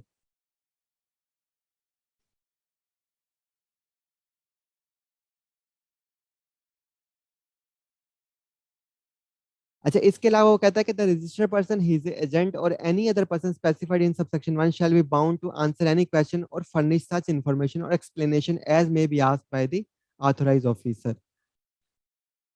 अगर किसी कोई ऑफिसर जो है रिकॉर्ड देखने के लिए किसी बिजनेसमैन के पास जाता है उसकी हदूद में, तो वहां पे जाके उस टैक्स पेयर का ये फर्ज बनता है, उस पे ये लाजिम और मुलजूम है कि वो ऑफिसर को तमाम सवालों का जवाब दे जितने वो पूछे, उन्हें हर स्टेटमेंट का जो है वो आंसर करे, उसके साथ ताउन करे, और उन्हें असिस्ट करे, कोऑपरेट करे जितना भी हो सकता है। दैट वो यानी कि इनकार नहीं कर सकता कि जी मैं नहीं देता इन्फॉर्मेशन, ऐसे नहीं कर सकता वो, उससे ताउन करना होगा क्योंकि कानून उसे बाउंड करता है इस चीज का। आगे वो कहता है the department of direct and indirect taxes और any other government department, local body, autonomous bodies, corporation और such other institution shall supply requisite information and render necessary assistance to the authorized officer in the course of inquiry or investigation under this section। एक inquiry officer था, inland revenue officer था, वो किसी tax payer के खिलाफ inquiry कर रहा था, पता चला कि एक्साइज डिपार्टमेंट भी इसका रिकॉर्ड होल्ड करता है, और इसके अलावा पता चला कि डीएचए में उसने प्लाट्स लिए हुए हैं, वो भी उसका रिकॉर्ड होल्ड करता है। इसी तरह जो है वो डिफरेंट जो है वो जगहों पे जो है वो उसकी इन्वेस्टमेंट है, उसने कंपनी भी खोली हुई है कहीं पे, कंपनी उसके अलावा उसके जो है वो बैंक्स में भी अकाउंट्स हैं। तो फिर जो ऑफिसर है वो जाएगा, जाके एक्साइज डिपार्टमेंट का भी रिकॉर्ड चेक कर सकता है, उन्हें भी कह सकता है कि जी आप मुझे इससे एसोसिएटेड जितना भी रिकॉर्ड है मुझे आप प्रोवाइड करेंगे, कि इसके पास कितनी प्रॉपर्टीज हैं जो आपके पास मौजूद हैं, रेंटल प्रॉपर्टीज कितनी हैं, इसके पास कितनी गाड़ियां हैं, इसके अलावा और भी जो भी डाटा है आपके पास आप मुझे दें। इसी तरह लैंड रिकॉर्ड अथॉरिटी जो है वो बोर्ड ऑफ रेवेन्यू के पास वो जा सकता है, मुझे बताएं इसके पास कितनी जायदादें हैं, इसके अलावा जमीनें इसके नाम पे कितनी हैं। इसके अलावा जो है वो स्टेट बैंक के को भी बाउंड कर सकता है ऑफिसर के, मुझे जो है आप इसकी तमाम बैंकों से रिपोर्ट्स लेके दें कि ये कितने बैंकों में कितने इसके अकाउंट्स हैं। तो स्टेट बैंक को भी जो है उसके जो है वो जो रिक्वेस्ट करेगा ऑफिसर उसे फुलफिल करना होगा, स्टेट बैंक जो है वो बाउंड है अंडर दिस लॉ। इसी तरह अगर उसकी कोई कंपनी रजिस्टर्ड है तो सिक्योरिटीज एंड एक्सचेंज कमीशन को जो है वो बाउंड कर सकता है। इसी तरह कोई भी और बॉडी है, अगर डीएचए में उसके प्लाट हैं तो वो डीएचए को कह सकता है कि जी मुझे तमाम इसका जो रिकॉर्ड है, ओरिजिनल जो कॉपीज हैं, फाइल्स हैं, मुझे सारी की सारी जो है वो आप इसकी प्रोवाइड करें। तो किसी भी अथॉरिटी को, किसी भी बॉडी को, किसी भी इदारे को जो है वो टैक्स ऑफिसर बाउंड कर सकता है, रिक्वेस्ट कर सकता है रिकॉर्ड हासिल करने के लिए, और उसे जो है वो उसके साथ ताउन करना पड़ेगा। For the purpose of subsection 1, the board may make rules relating to electronic real-time access for audit or a survey of person liable to tax.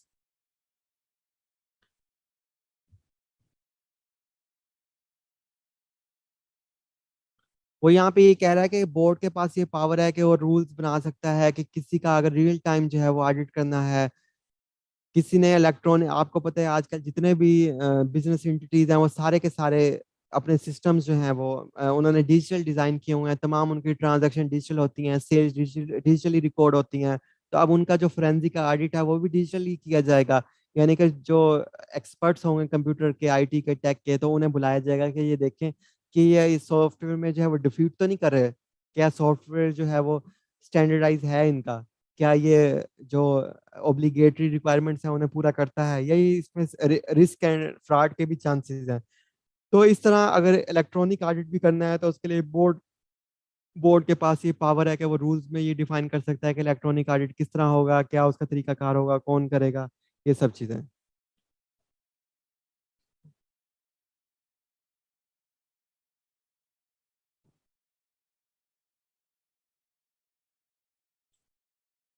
In sub section में कुछ भी याद करने वाला नहीं है, सिर्फ ये कॉन्सेप्ट है, इतना ही है इसमें याद करने वाला जी। सेक्शन 38 किसे डील करता है कि ऑफिसर ऑथोराइज जो ऑफिसर है उन्हें एक्सेस है कि जो बिजनेस की हदूद जो है, प्रीमिसेस हदूद को कहते हैं, या स्टॉक जहाँ पे उसका माल पड़ा हुआ है, गोदाम है, या जहाँ पे वो अकाउंट एंड रिकॉर्ड मेंटेन करता है, उसे एक्सेस कर सकते हैं, व्यू कर सकते हैं, विजिट कर सकते हैं बगैर किसी लिमिटेशन के।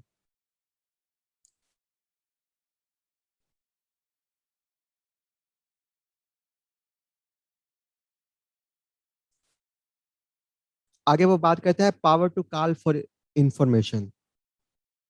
अच्छा, एक तो ये है कि ऑफिसर खुद जाके विजिट कर सकते हैं किसी की भी प्रीमिसेस को, और दूसरा ये है कि जो ऑफिसर है उनके पास ये भी पावर है कि वो किसी से भी इंफॉर्मेशन मंगवा सकते हैं, किसी भी पर्सन को बाउंड कर सकते हैं कि वो उसकी इंफॉर्मेशन दे। और सेल्स टैक्स में जो पावरफुल सेक्शन है ये मतलब अगर कुछ सेक्शन है 3-4 जिनमें सबसे ज्यादा पावर्स दी गई है ऑफिसर्स को तो वो यही है। जैसे ये सेक्शन 38 है कि power to call for information, हम किसी से भी जो है वो इंफॉर्मेशन जो है वो कॉल कर सकते हैं, मंगवा सकते हैं। इसी तरह इनकम टैक्स का एक सेक्शन है 176, उसमें भी हम किसी को भी बाउंड कर सकते हैं, इंफॉर्मेशन मंगवा सकते हैं। और अगर कोई इंफॉर्मेशन हमें नहीं देता तो अ, उस मामले में जितना भी टैक्स की अमाउंट जो है वो उसमें फ्रॉड हुआ है तो वो मुतलका ऑफिसर या वो पर्सन जो है वो अपनी तनख्वाह से पे करेगा, क्योंकि उसने अगर वो किसी का, इन वेरी सिंपल, मैं आगे जाके एग्जांपल देता हूँ आपको इसकी। The commissioner may by notice in writing require any person including banking company. अब देखिए यहाँ पे स्पेशली जो है बाउंड किया गया है, बैंकिंग कंपनी का जिक्र किया गया है, टू फर्निश सच इंफॉर्मेशन और such statement in connection with investigation और inquiry in case of tax fraud as may be specified in such notice. provided that the commission may require any regulatory authority to provide information concerning the licenses and authorization issued by it. यानी इस सारे section में वो ये कह रहा है कि कमिश्नर के पास ये पावर है, चाहे मे भी आगे कमिश्नर ने डेलीगेट की हुई हो, आगे डेलीगेट भी कर देते हैं कमिश्नर, कि वो किसी के जो ऑफिसर है आईआर का, अगर किसी केस में इंक्वायरी चल रही है, कोई भी टैक्स का मामला है, पर्सनल मामले के लिए नहीं कि पर्सनल इन्फॉर्मेशन चाहिए, बल्कि टैक्स के मामले को इन्वेस्टिगेट अगर हो रहा है, इंक्वायर हो रहा है, उस पर काम किया जा रहा है, देखा जा रहा है, एनालाइज किया जा रहा है, तो इस तरह का कोई मामला है तो कमिश्नर या कोई दूसरा मुतलका जो ऑफिसर है वो किसी भी इदारे को रिटर्न ऑर्डर कर सकते हैं, रिक्वेस्ट नहीं कर सकते, ऑर्डर कर सकते हैं रिटर्न, कि आप हमें इससे रिलेटेड जितनी भी फाइनेंशियल इंफॉर्मेशन है, माली इंफॉर्मेशन है, वो हमें प्रोवाइड करें। जैसे कि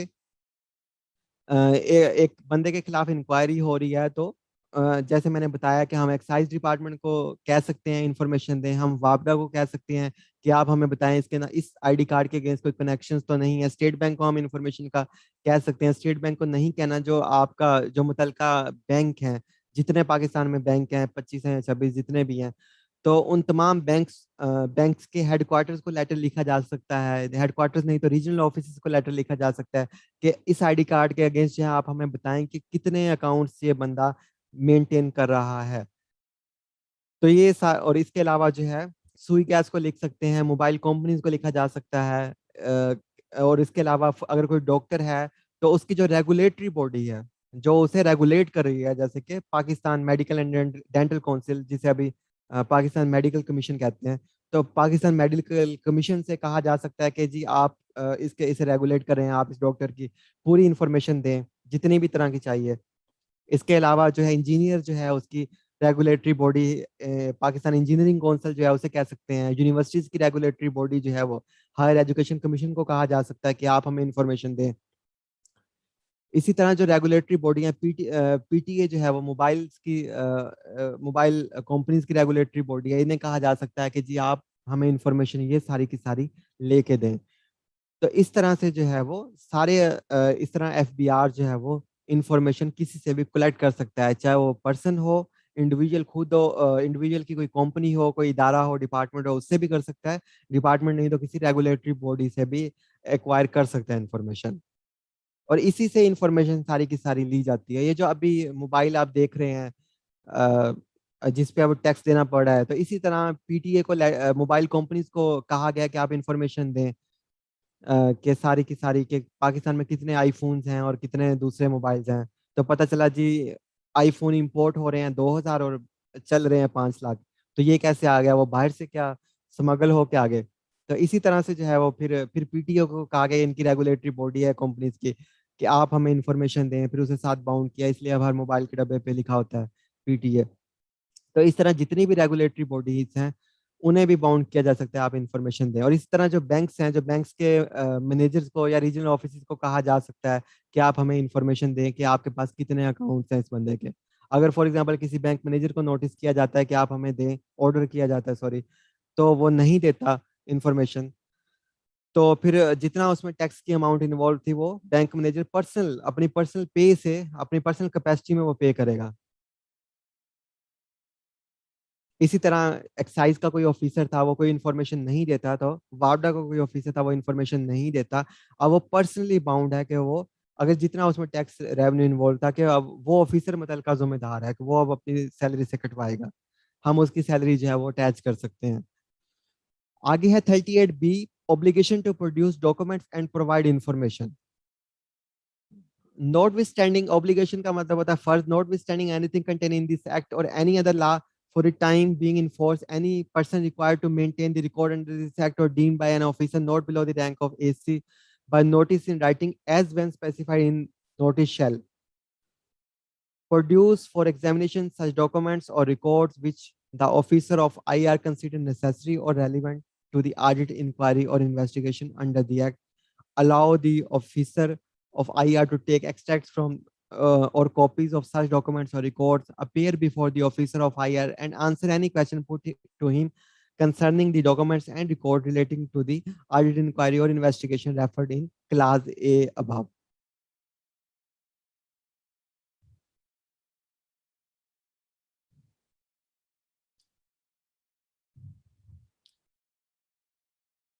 वो ये कह रहा है कि जो कम से कम एसी लेवल का जो ऑफिसर है, जो भी पर्सन जो है किसी टैक्स पेयर के बिहाफ पे उसका रिकॉर्ड मेंटेन कर रहा है, जैसे कि एक बैंक जो है वो उसके बिहाफ पे, जो इंडिविजुअल है उसके बिहाफ पे उसका जो पैसा है वो मैनेज कर रहा है। इस तरह इंश्योरेंस कंपनी उसके एसेट्स मैनेज कर रही है। इसी तरह कोई और अगर उसने स्टॉक्स लिए हुए हैं, शेयर्स लिए हुए हैं, तो स्टॉक एक्सचेंज उसके बिहाफ पे जो है वो, या जो भी सेंट्रल डिपॉजिटरी कंपनी है वो, या फिर जो भी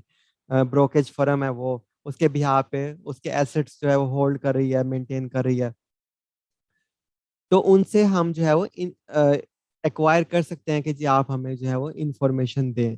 और अगर कोई ऑफिसर इंक्वायरी कर रहा है तो वो रिटर्न जो है वो उन्हें नोटिस भेज सकता है कि आप इस बंदे के खिलाफ जो है वो हमें इंफॉर्मेशन दें। और किसी को बुला भी सकता है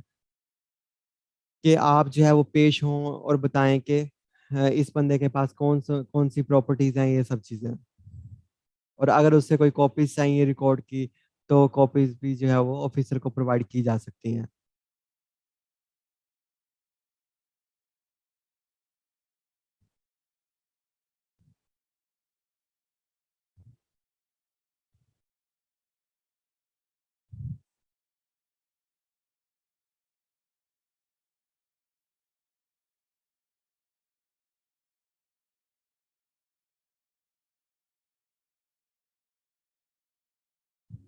और ये जो मुतलका ऑफिसर है या किसी दूसरे इदारे का, या कोई पर्सन है, या कोई इदारा है, कोई डिपार्टमेंट है, या कोई रेगुलेटरी बॉडी है, कोई भी पर्सन है,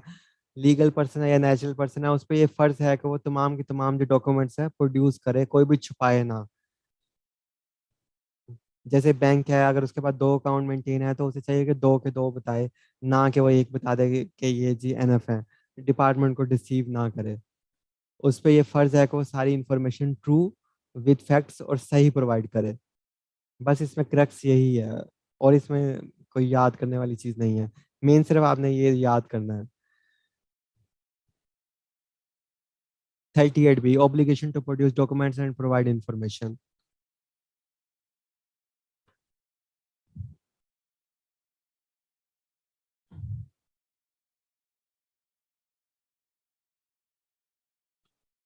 आगे कहता है an officer of IR conducting an inquiry or as the case may be an investigation under this act may require in writing any person, department, company or organization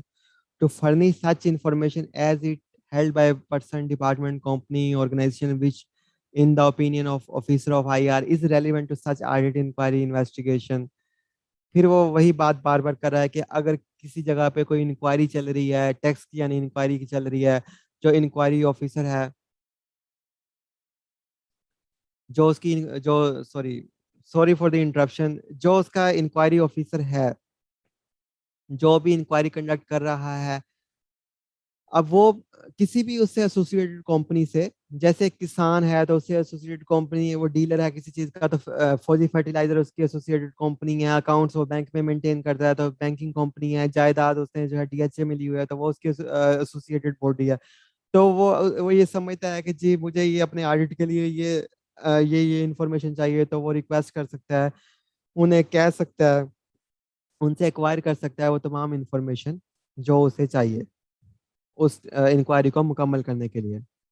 आगे वो कहता है द बोर्ड में require in writing any person, department, company और organisation as the case may B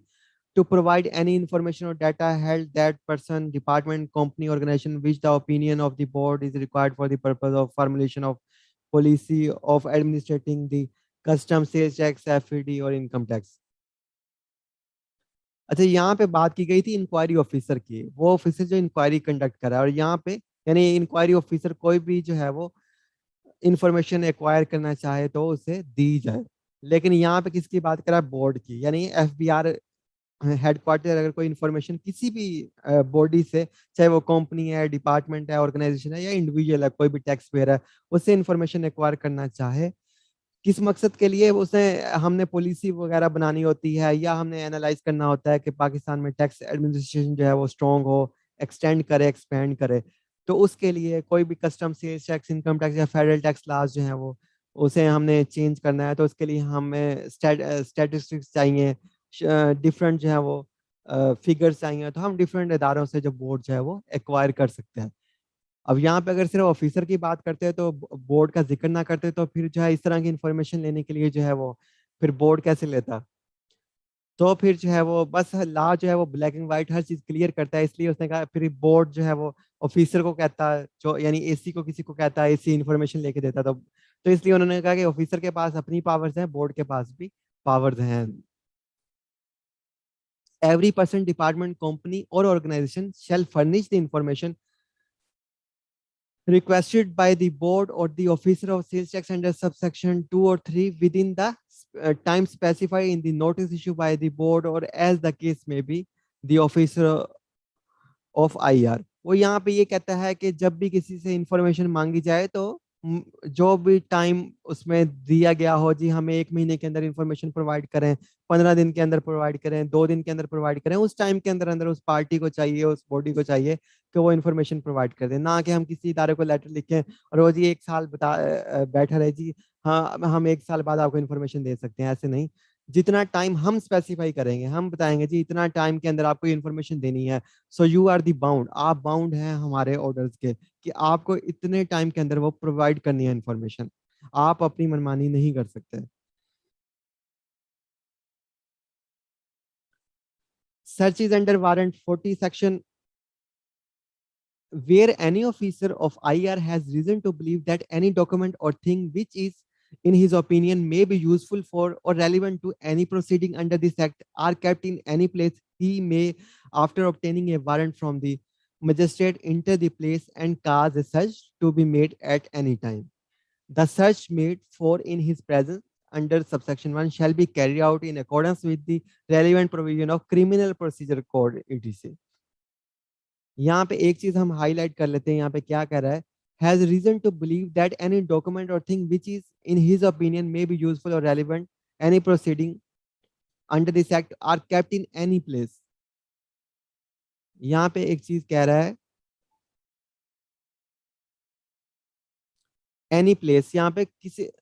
और हमने ऊपर जो अभी पढ़ के आया था कि एक ऑफिसर जो है उसे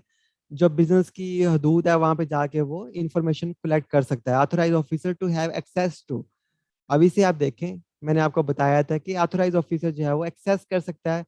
बिजनेस प्रीमिसेस को, जहाँ पे स्टॉक है, जहाँ पे अकाउंट्स एंड रिकॉर्ड मेंटेन होते हैं, ये जहाँ पे उसकी फाइनेंशियल इंफॉर्मेशन है या जो रजिस्टर्ड ऑफिस है। लेकिन जैसे मैंने बताया था कि हर जगह वो नहीं जा सकता, जो बिजनेस से एसोसिएटेड जगह है, उसका मैन्युफैक्चरिंग यूनिट है, उसका जो है वो अकाउंट्स डिपार्टमेंट है, उसका हेड ऑफिस है, उसका कहीं पे सामान पड़ा है, गोदाम है, फैक्ट्री है, वहां पे जाके जो है टैक्स ऑफिसर विजिट कर सकता है। लेकिन अगर इसके अलावा इन एरियाज के अलावा अगर कोई इंक्वायरी ऑफिसर ये समझता है, कोई टैक्स ऑफिसर ये समझता है कि उसकी इंफॉर्मेशन कहीं पे मेंटेन है, सेव है, वो अपना रिकॉर्ड यहाँ पे भी रखता है जो इन इन जगहों से बाहर, तो फिर इस तरह के एरिया को, जैसे फॉर एग्जांपल हमें पता चलता है एक बंदा है बहुत अमीर है, वो अपना जो सारा जो टैक्स टैक्स जो चोरी करता है, जो अपना सारा जो माल है, जो बाकी जो सामान है वो घर में भी रखता है, अपनी जो उसने रजिस्टर ऑफिस डिक्लेयर किया उसके अलावा भी वहाँ पे वो होल्ड करता है चीजें, रिकॉर्ड उसका ओरिजिनल रिकॉर्ड वहां पे पड़ा है, जाली रिकॉर्ड उसका ऑफिस में पड़ा है, तो हम उसके घर को, फार्म हाउस को विजिट नहीं कर सकते। तो इसके लिए हमें क्या करना पड़ेगा, इसके लिए हमें वही मजिस्ट्रेट से जो है वो परमिशन लेनी पड़ेगी, हमें जो है उसके वारंट लेने पड़ेंगे, वारंट लेके फिर वारंट के तहत ही जो है हम तलाशी ले सकते हैं उसकी किसी दूसरी जगह की, सिर्फ हम बिजनेस की या उस एरिया की जो हमने ऊपर सारा पढ़ा उसके लिए तो हम फ्री हैं कि जाके एक्सेस कर लें। लेकिन अगर नॉन बिजनेस एरिया को हम एक्सेस करना चाहते हैं, जैसे इसका घर है या कोई और दूसरी प्लेस, तो वहां पे विदाउट परमिशन हम नहीं जा सकते। तो हमें भी डिपार्टमेंट को भी बाउंड किया है यहाँ पे लाने, क्योंकि आईने पाकिस्तान के तहत सब शहरियों के जो हकूक हैं वो उनका तहफ़्फ़ुज़ किया गया है, बुनियादी हकूक का तहफ़्फ़ुज़ किया गया है। ऐसे तो डिपार्टमेंट जो है वो किसी भी बंदे को जो है टैक्स के नाम पे जो है वो इंक्वायरी के नाम पे उसके जो है वो जो है वो घर में चला जाए, उसके रिलेटिव्स के पास चला जाए, तो इट इज़ अनजस्टिस, ये नाइंसाफ़ी होगी अगर ऐसा हुआ। तो यहाँ पे आइन प्रोटेक्ट करता है, कोई कोई भी लॉ है उससे जो प्रिवेल जो है वो आइन करता है, तो इसलिए जो है वो यहाँ पे कहा गया कि अगर डिपार्टमेंट कोई ऐसी इंफॉर्मेशन कलेक्ट करना चाहे तो उसे जो है वो मुझे, हम पढ़ते हैं इसे, where any officer of IR has reason to believe that, यानी वो ये समझता है कि and that any document or thing, कोई भी ऐसी चीज या डॉक्यूमेंट उसकी राय में may be useful or the relevant to any proceeding under this act are kept in any place, he may after obtaining a warrant from magistrate enter that place and cause a search to be made at any time। यानी कोई tax officer ये समझता है कि कोई ऐसी documents या records हैं जो टैक्स के मामलात के लिए जो है वो इम्पोर्टेंट हो सकते हैं, तो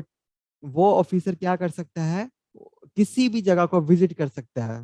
किसी भी जगह को विजिट कर सकता है, लेकिन ऐसे विजिट नहीं कर सकता नंदन, उससे सबसे पहले अदालत में जो टैक्स जो मजिस्ट्रेट है मुतलका, या उससे इजाजत लेनी पड़ेगी, या जो टैक्स का स्पेशल जज है उससे जाके इजाजत लेनी पड़ेगी कि एक्स वाई जेड नाम का बंदा है, हमें उसके वारंट चाहिए, हमें सर्च वारंट चाहिए, हमने जाके उसकी तलाशी लेनी है, उसके घर की, उसके चाहे फार्म हाउस की, एंड उसकी कोई तीसरी जगह की, नॉन बिजनेस जगह की। तो फिर हमें जो है वहां पे उसके वारंट्स मिलेंगे, वारंट मिलने के बाद जो है वो हम जाके फिर उसकी तलाशी लेंगे।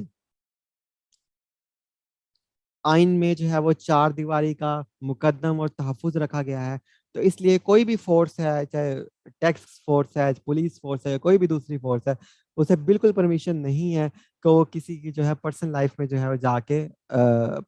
खास तौर पे जो घर में जाके वो है किसी को अंदर जाए, दाखिल हो, क्योंकि ये मामला सिर्फ बिजनेस का है, टैक्स का है, उसका पर्सनल नहीं है, लिहाजा जो है वो इंफॉर्मेशन भी उसी वहीं से कलेक्ट की जाएगी। अगर इसके अलावा किसी जगह से कलेक्ट करनी है तो उसके लिए परमिशन लेनी पड़ेगी, हमें डिपार्टमेंट को जाना पड़ेगा, मजिस्ट्रेट के पास या स्पेशल जज के पास।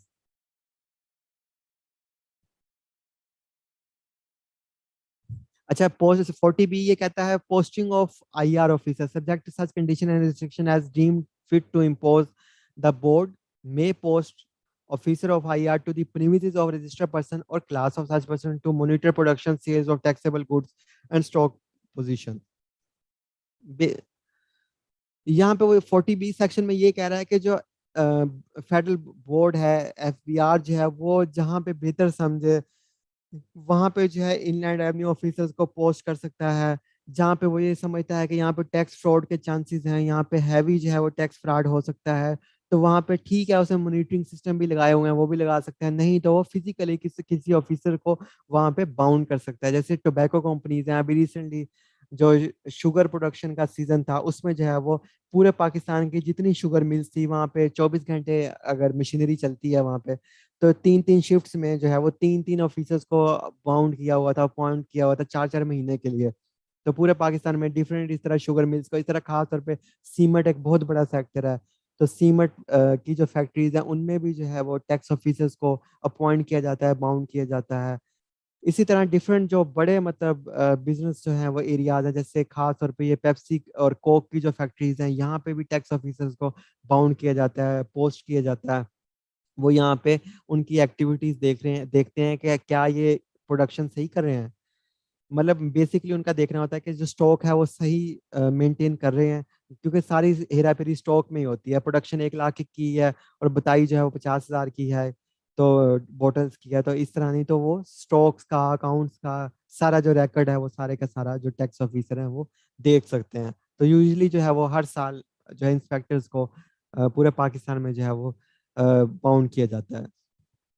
सीजनल बेसिस पे भी और परमानेंट बेसिस पे। सीजनल बेसिस पे जैसे शुगर है, इस तरह की जो इंडस्ट्री है उनमें सीजनल बेसिस पे, और जो परमानेंट है उसमें जो है वो जो बड़ी बड़ी फैक्ट्रीज हैं जैसे यूनिलीवर, पेप्सिको एंड लेज वगैरह, और इसके बाद कोका कोला, इस तरह की जितनी बड़ी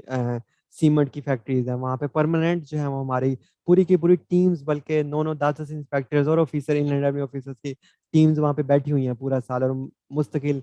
जो है वो वहाँ पे वॉच आउट एंड व्यू कर रही हैं उनकी तमाम जो है वो प्रोडक्शन को और रिकॉर्ड्स को। तो वो कौन कैसे पोस्ट होते हैं ऑफिसर, मतलब ऑफिसर तो डिपार्टमेंट में सिर्फ लगाए जाएंगे, किसी के बिजनेस के हदूद में थोड़ी ना उन्हें बिठाया जाएगा, तो इस सेक्शन के तहत यानी 40B के तहत।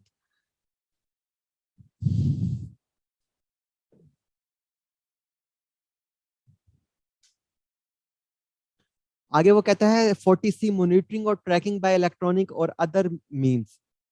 subject to such condition, restriction, any procedure as it may be being fit to impose any specified, the board may by notification in the official gazette specify any registered person or class or registered person or any goods or class of goods in respect of which monitoring or tracking production, sales, clearance, stocks, or any other related activity may be implemented through electronic or other means as may be prescribed. From such date as may be prescribed by board, no taxable goods shall be removed or sold by the manufacturer or any other person without affixing tax stamps, banderolls, stickers, label, etc. in any such form, style, and manner as may be prescribed by the board in this behalf. अच्छा, वो ये कह रहा है कि जी simply वो ये कह रहा है कि बोर्ड के पास ये पावर है कि वो अगर किसी भी जो कोई भी खास बिजनेस सेक्टर है, कोई बिजनेस जो है वो कैटेगरी है, वहां पे जो है कोई भी इलेक्ट्रॉनिक सिस्टम नस्ब कर सकता है उनकी उन्हें ट्रैक और ट्रेस करने के लिए। जैसे मैंने आपको बताया कि अभी रिसेंटली जो है पूरे पाकिस्तान में हमने ऊपर पड़ा जो जितने भी रिटेलर्स हैं, जैसे कपड़ों के मैन्युफैक्चरर्स हैं, ब्रांड्स हैं, दूसरे जितने भी ब्रांड्स हैं जिनके पास पॉइंट ऑफ सेल सिस्टम है, वहां पे हमने अपना ट्रैकिंग सिस्टम लगा दिया है एफबीआर का। अब जो भी हमारे पास रसीद निकलती है तो उस पर एफबीआर का बार्ड कोड होता है। अगर आपको इसके बारे में कम्प्रीहेंसिवली जानना है तो आप हमारा पिछला लेक्चर व्यू कर सकते हैं, उसमें ये सारी डिटेल दी हुई है। तो जो भी बार कोड वहाँ पे हमारा जितने भी सिस्टम हैं जो भी कंप्यूटर के जरिए रसीद इशू करते हैं, जैसे गौर में है, बाटा है, उसके बाद जो जितनी भी दूसरी गुल अहमद है, निशात है, सब पे जो है अब आप कभी भी ये एक्सपीरियंस भी करिएगा, वहाँ पे आप कोई भी चीज़ बाय करने जाएं तो वहां पे जो आपको रिसिप्ट मिलेगी, जो आपको बिल मिलेगा, उस पे नीचे लिखा होगा एफबीआर बार कोड, और एक 24 डिजिट का आई थिंक नंबर होगा, एक बहुत लंबा सारा, और साथ जो है वो एक बार कोड भी होगा, क्यूआर कोड होगा। क्यूआर कहते हैं क्विक रीडेबल कोड को। क्यूआर कोड होगा। आप एफबीआर की ऐप जो है वो डाउनलोड करें या हमारी वेबसाइट पे जाकर उससे वेरीफाई कर सकते हैं कि ये रसीद असली है या जाली है। तो इस तरह आप कहीं से भी कोई भी कंपनी, जितनी भी पाकिस्तान में ब्रांड्स हैं, हर ब्रांड्स के ऊपर हमने ये सिस्टम पिछले 1-1.5 साल में नस्ब कर दिया। अब कोई भी जो है अपनी सेल्स में झूठ नहीं बोल सकता। तो इसी तरह जो शुगर इंडस्ट्रीज है वहां के लिए भी हम ट्रैक एंड ट्रेस सिस्टम लेके आए थे, सीमेंट इंडस्ट्री के लिए भी लेके आए थे, और बाकी कई जो कैटेगरीज हैं उनके ऊपर ये डेवलप हो रहे हैं सिस्टम। तो आहिस्ता आहिस्ता उन पे भी लागू कर दिए जाएंगे। तो यहाँ पे वो यही बात कर रहा है, इसी 40C सेक्शन ही इंपावर करता है बोर्ड को, यही ताकत देता है कि कोई भी ऐसा सिस्टम एफबीआर डिजाइन करे, बनाए। आगे लिखा हुआ है कि बोर्ड जो है वो उसे नोटिफिकेशन के जरिए जो है वो प्रिस्क्राइब कर देगा उसके रूल्स वगैरह, और बता देगा कि ये वाली इंडस्ट्री, ये वाले बिजनेस कैटेगरी, ये वाले लोग जो हैं इन पे ये सिस्टम लगेगा। शुगर वालों पे लगेगा, सीमेंट वालों पे लगेगा, बोतलों वालों पे लगेगा, चिप्स वालों पे, इस तरह किसी भी मोबाइल वालों पे वो कह सकता है कि ये इन कैटेगरी के जो लोग हैं उन पे ये सिस्टम लगेगा। आगे वो कहता है इस सिस्टम के अलावा जो है वो सिर्फ इलेक्ट्रॉनिक सिस्टम नहीं, और दूसरा भी है कि जैसे कि कुछ ऐसी चीजें कुछ चीजें सेल होंगी मुल्क भर में, तो चीजों के ऊपर जो है वो एफबीआर का एक स्टिकर लगा होगा। वो स्टिकर ये रिप्रेजेंट करेगा कि ये जो चीज है इसके ऊपर वाकई टैक्स पे हुआ है। उस स्टिकर को आप वेरीफाई कर सकेंगे या वेरीफाई नहीं कर सकेंगे। जैसे कि अब रिसेंटली आप देख रहे हैं, मोबाइल फोन आप ले रहे हैं 1-2 साल से, तो उस पर हर मोबाइल फोन के ऊपर पीटीए का या एफबीआर का स्टिकर लगा हुआ है। तो वो स्टिकर इसी चीज को बाउंड करता है कि जी आपने ये टैक्स पेड मोबाइल है, ये वेरीफाइड है। और अगर आप मोबाइल लेते हैं, आप एफबीआर की वेबसाइट पे भी जाकर उसे देख सकते हैं कि जी ये टैक्स पेड हुआ या नहीं, पीटीए या एफबीआर की साइट पे। तो इस तरह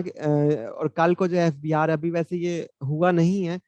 मतलब ये लॉ में यही प्रोविजन है, लेकिन फ्यूचर में ये है कि जितनी भी चीजें हैं, जो भी गुड्स सोल्ड हो रही हैं, उनके ऊपर एफबीआर का जो स्टिकर है या एफबीआर का कोई बार कोड है या एफबीआर का कोई लेबल है,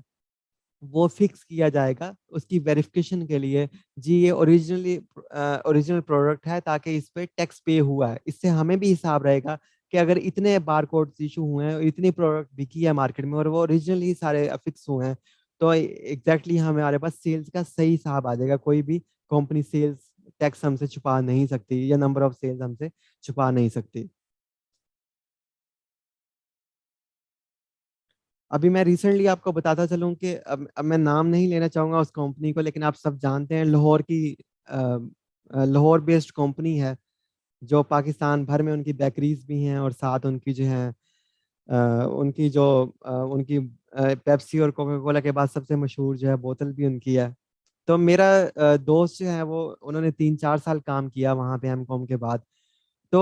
वो दो तरह के अकाउंट मेंटेन करते थे। कंप्यूटर के ऊपर। उन्होंने अपने एम्प्लॉइज को कोई आईडी कार्ड नहीं दिए हुए थे, एक फर्जी एम्प्लॉयमेंट नंबर दिए हुए थे, कंपनी की बजाय क्रिएटिव अकाउंटिंग का सहारा लेते हुए आगे किसी ऑर्गेनाइजेशन के तहत वर्कर्स को हायर किया हुआ था। अकाउंट्स जो थे दो तरह के मेंटेन करते थे, एक ओरिजिनल अकाउंट मेंटेन करते थे और एक टैक्स वालों के लिए, और एक सॉरी अपने अपने लिए अपनी सेल्स का हिसाब रखने के लिए, और एक जाली मेंटेन करते थे टैक्स वालों के लिए। इस तरह वो, यानी कि अगर सेल 1 लाख की कर रहे हैं फॉर एग्जांपल, तो वो शो करवा रहे हैं जी हमारी सेल जी 60,000 की है। जो ऊपर की 40,000 बोतलें बेची हैं, उन्होंने अपना मुनाफा तो ले लिया, लेकिन जो 17% हमारा टैक्स था वो भी वो खा गए। तो इस तरह से, लेकिन अगर ये सिस्टम इम्प्लीमेंट हो जाए कि एफबीआर के बार कोड्स वगैरह का, तो फिर जो है मतलब इस तरह की कोई हेरा फेरी नहीं हो सकती। और अभी आप जो है अभी रिसेंटली इम्प्लीमेंट हुआ है ये सिस्टम कई जगहों पे। एग्जैक्टली आपने नाम उसका सही लिया। तो अभी हमने इसे इस तरह पकड़ा है। अब आप इसकी कोई भी बेकरी में जाएं पाकिस्तान में, तो चैट बॉक्स में इन्होंने नाम लिया उस ब्रांड का, तो कोई भी इनकी जो है वो बेकरी में जाएं तो वहां पे अब रिसेंटली तकरीबन ये महीना 1.5 महीना हुआ है, तो इनका जो है वहां पे हर रसीद के ऊपर जो है आपको बार कोड मिलेगा, उसे वेरीफाई जरूर करिएगा। अब जब भी आप यहाँ पे जाएं, जब भी आप किसी भी ब्रांड पे जाएं, तो अब आपको जो कंप्यूटराइज रसीद मिलेगी उस पर बार कोड लाजमी होगा, उसे जरूर देखिएगा। और फिर उसे जो है वो स्कैन कीजिएगा अपने मोबाइल से। तो इस तरह के ट्रैक एंड ट्रेस सिस्टम पूरे मुल्क भर में लगाए जा रहे हैं। लेबल्स भी है लॉ में प्रोविजन, और मोबाइल्स के ऊपर तो जैसे आप देख रहे हैं लगा दिया गया लेबल्स।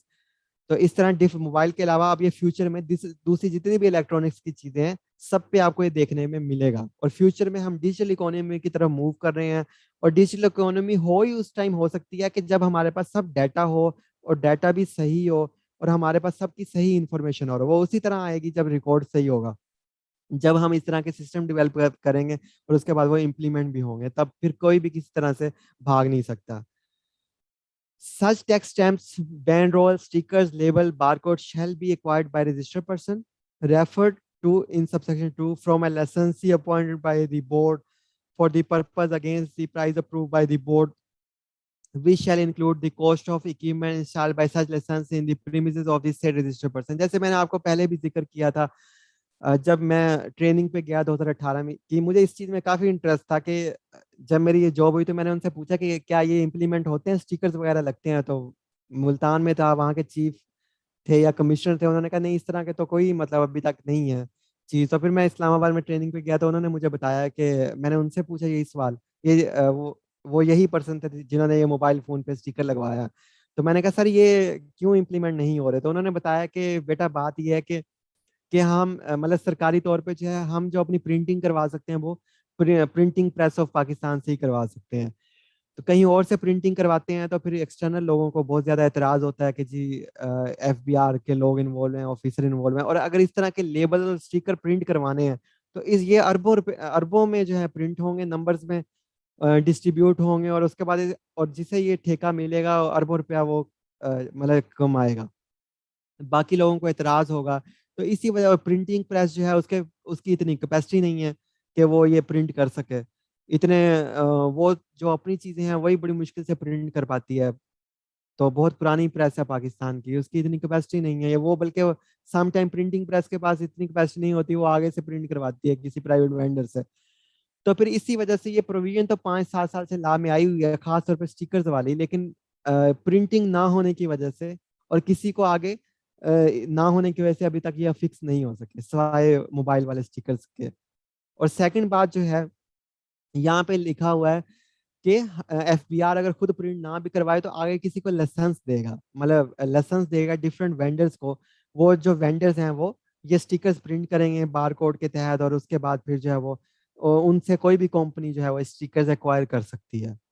तो ये एक बड़ा मरहला है, इस पे काफी काम होने वाला है इसकी प्रिंटिंग, और फिर ताकि स्टिकर्स ही जाली ना बनना शुरू हो जाए। जैसे आप अक्सर प्रोडक्ट्स देखते हैं खासतौर पे गाड़ियों के ऑयल वगैरह, उनमें भी उन डिफरेंट कंपनीज ने स्टिकर जो है वो लगाना शुरू किए थे, अब वो स्टिकर ही जाली लगे हुए आते हैं। इस तरह एचपी की कंप्यूटर की प्रोडक्ट्स हैं, इनकी जो टूनर्स वगैरह हैं, उन पे वो स्टिकर ही जाली लगे हुए आते हैं। तो अब फिर क्या कर सकता है बंदा? फिर उस स्टिकर में भी ये है कि स्टिकर के ऊपर एक बार कोड हो, बार कोड भी जो है वो हिडन हो, जैसे स्क्रैच कार्ड होता है, फिर वो उसे स्कैन करें, फिर वो वेरीफाई हो सके, तो एक लंबा काम है। तो इसके लिए थोड़ा सा टाइम भी रिक्वायर है और प्रिंटिंग भी। तो इलेक्ट्रॉनिक जो है वो चीज़ें फास्टली हो रही हैं, तो क्योंकि इलेक्ट्रॉनिक बहुत इजी है, इतना इसमें इश्यूज नहीं होते। अब सून आप दराज को भी देखेंगे, दराज पे भी आपको जो भी इनवाइस मिलेगी उसमें भी इस तरह से जो है बार कोड होगा। इस साल से जितनी भी ई कॉमर्स साइट्स हैं उन्हें भी डिजिटल प्रोविजंस में लाया गया। आगे वो कहता है provide 40D provision relating to goods supplier from tax exempt areas. The conveyance carrying goods supplied from the tax exempt areas shall be accom- accomplished by such document in respect of goods carried and as may be prescribed under rules. The regional tax office have jurisdiction may establish check posts or the routines routes or originating from the tax exempt areas for the purpose of examining the goods carried and the documents relating thereto. An officer not below the rank of inspector inland revenue as authorized by the commissioner inland revenue and assigned to such checkpost may stop vehicle on such routes as coming from tax exempt areas and examine document for ascertaining their validity and conformity to goods carried. In the absence of the prescribed document or any discrepancy in such document, the goods so carried shall be seized along with the vehicles carrying the goods by the officer as officer under the proper acknowledgement. जैसे कि the notice to the owner of the goods and the vehicle to show cause against imposition of penalty shall be issued within 15 days of seizure as aforesaid. For the purpose of this section, the expression tax exempt areas mean Azad, Jammu and Kashmir, Gilgit-Baltistan border, sentence markets and tribal areas and defined in Article 246 of the Constitution of the Islamic Republic of Pakistan as such other areas as may be prescribed.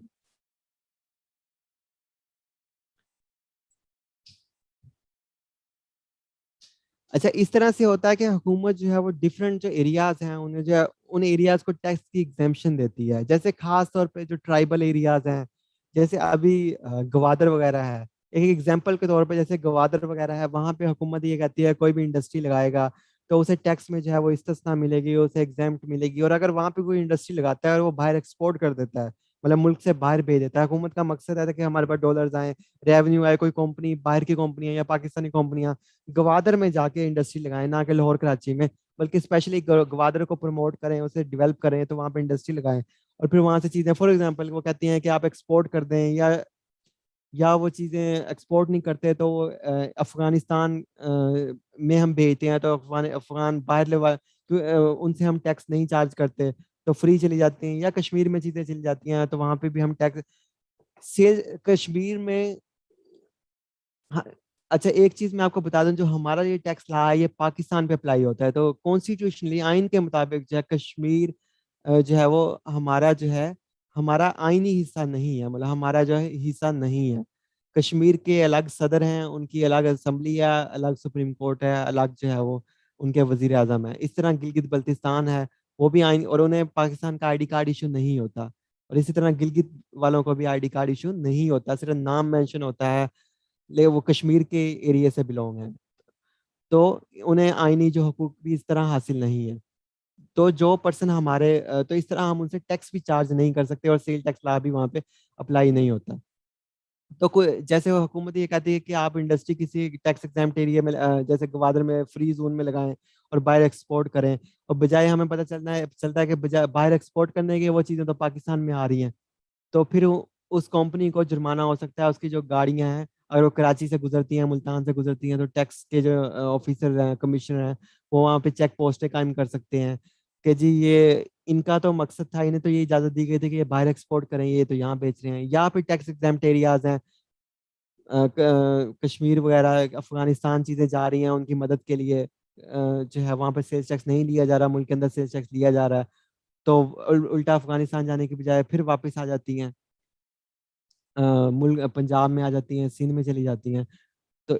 इस तरह से जो है वो अ, अगर इस तरह की कोई चीज़ होती है तो जो कमिश्नर हैं वो डिफरेंट चेक पोस्टें कायम कर सकते हैं, डिफरेंट एरिया के जो कमिश्नर हैं, डिफरेंट रीजनल टैक्स ऑफिस के कमिश्नर हैं, अपने एरिया में चेक पोस्टें कायम कर सकते हैं कि ये चीजें टैक्स एग्जेम्प्ट एरियाज में जानी थी, क्या कहीं यहाँ पे तो आके नहीं ये बिक रही है सामान। और अगर वो ऐसा सामान पकड़ लेते हैं तो गाड़ी वगैरह को सीज कर देंगे, और सीज करने के बाद जो है मुतलका जो कंपनी है उसे इंटीमेट भी करेंगे और जुर्माना भी लेंगे और सामान भी जो सारे का सारा जब्त कर लेंगे।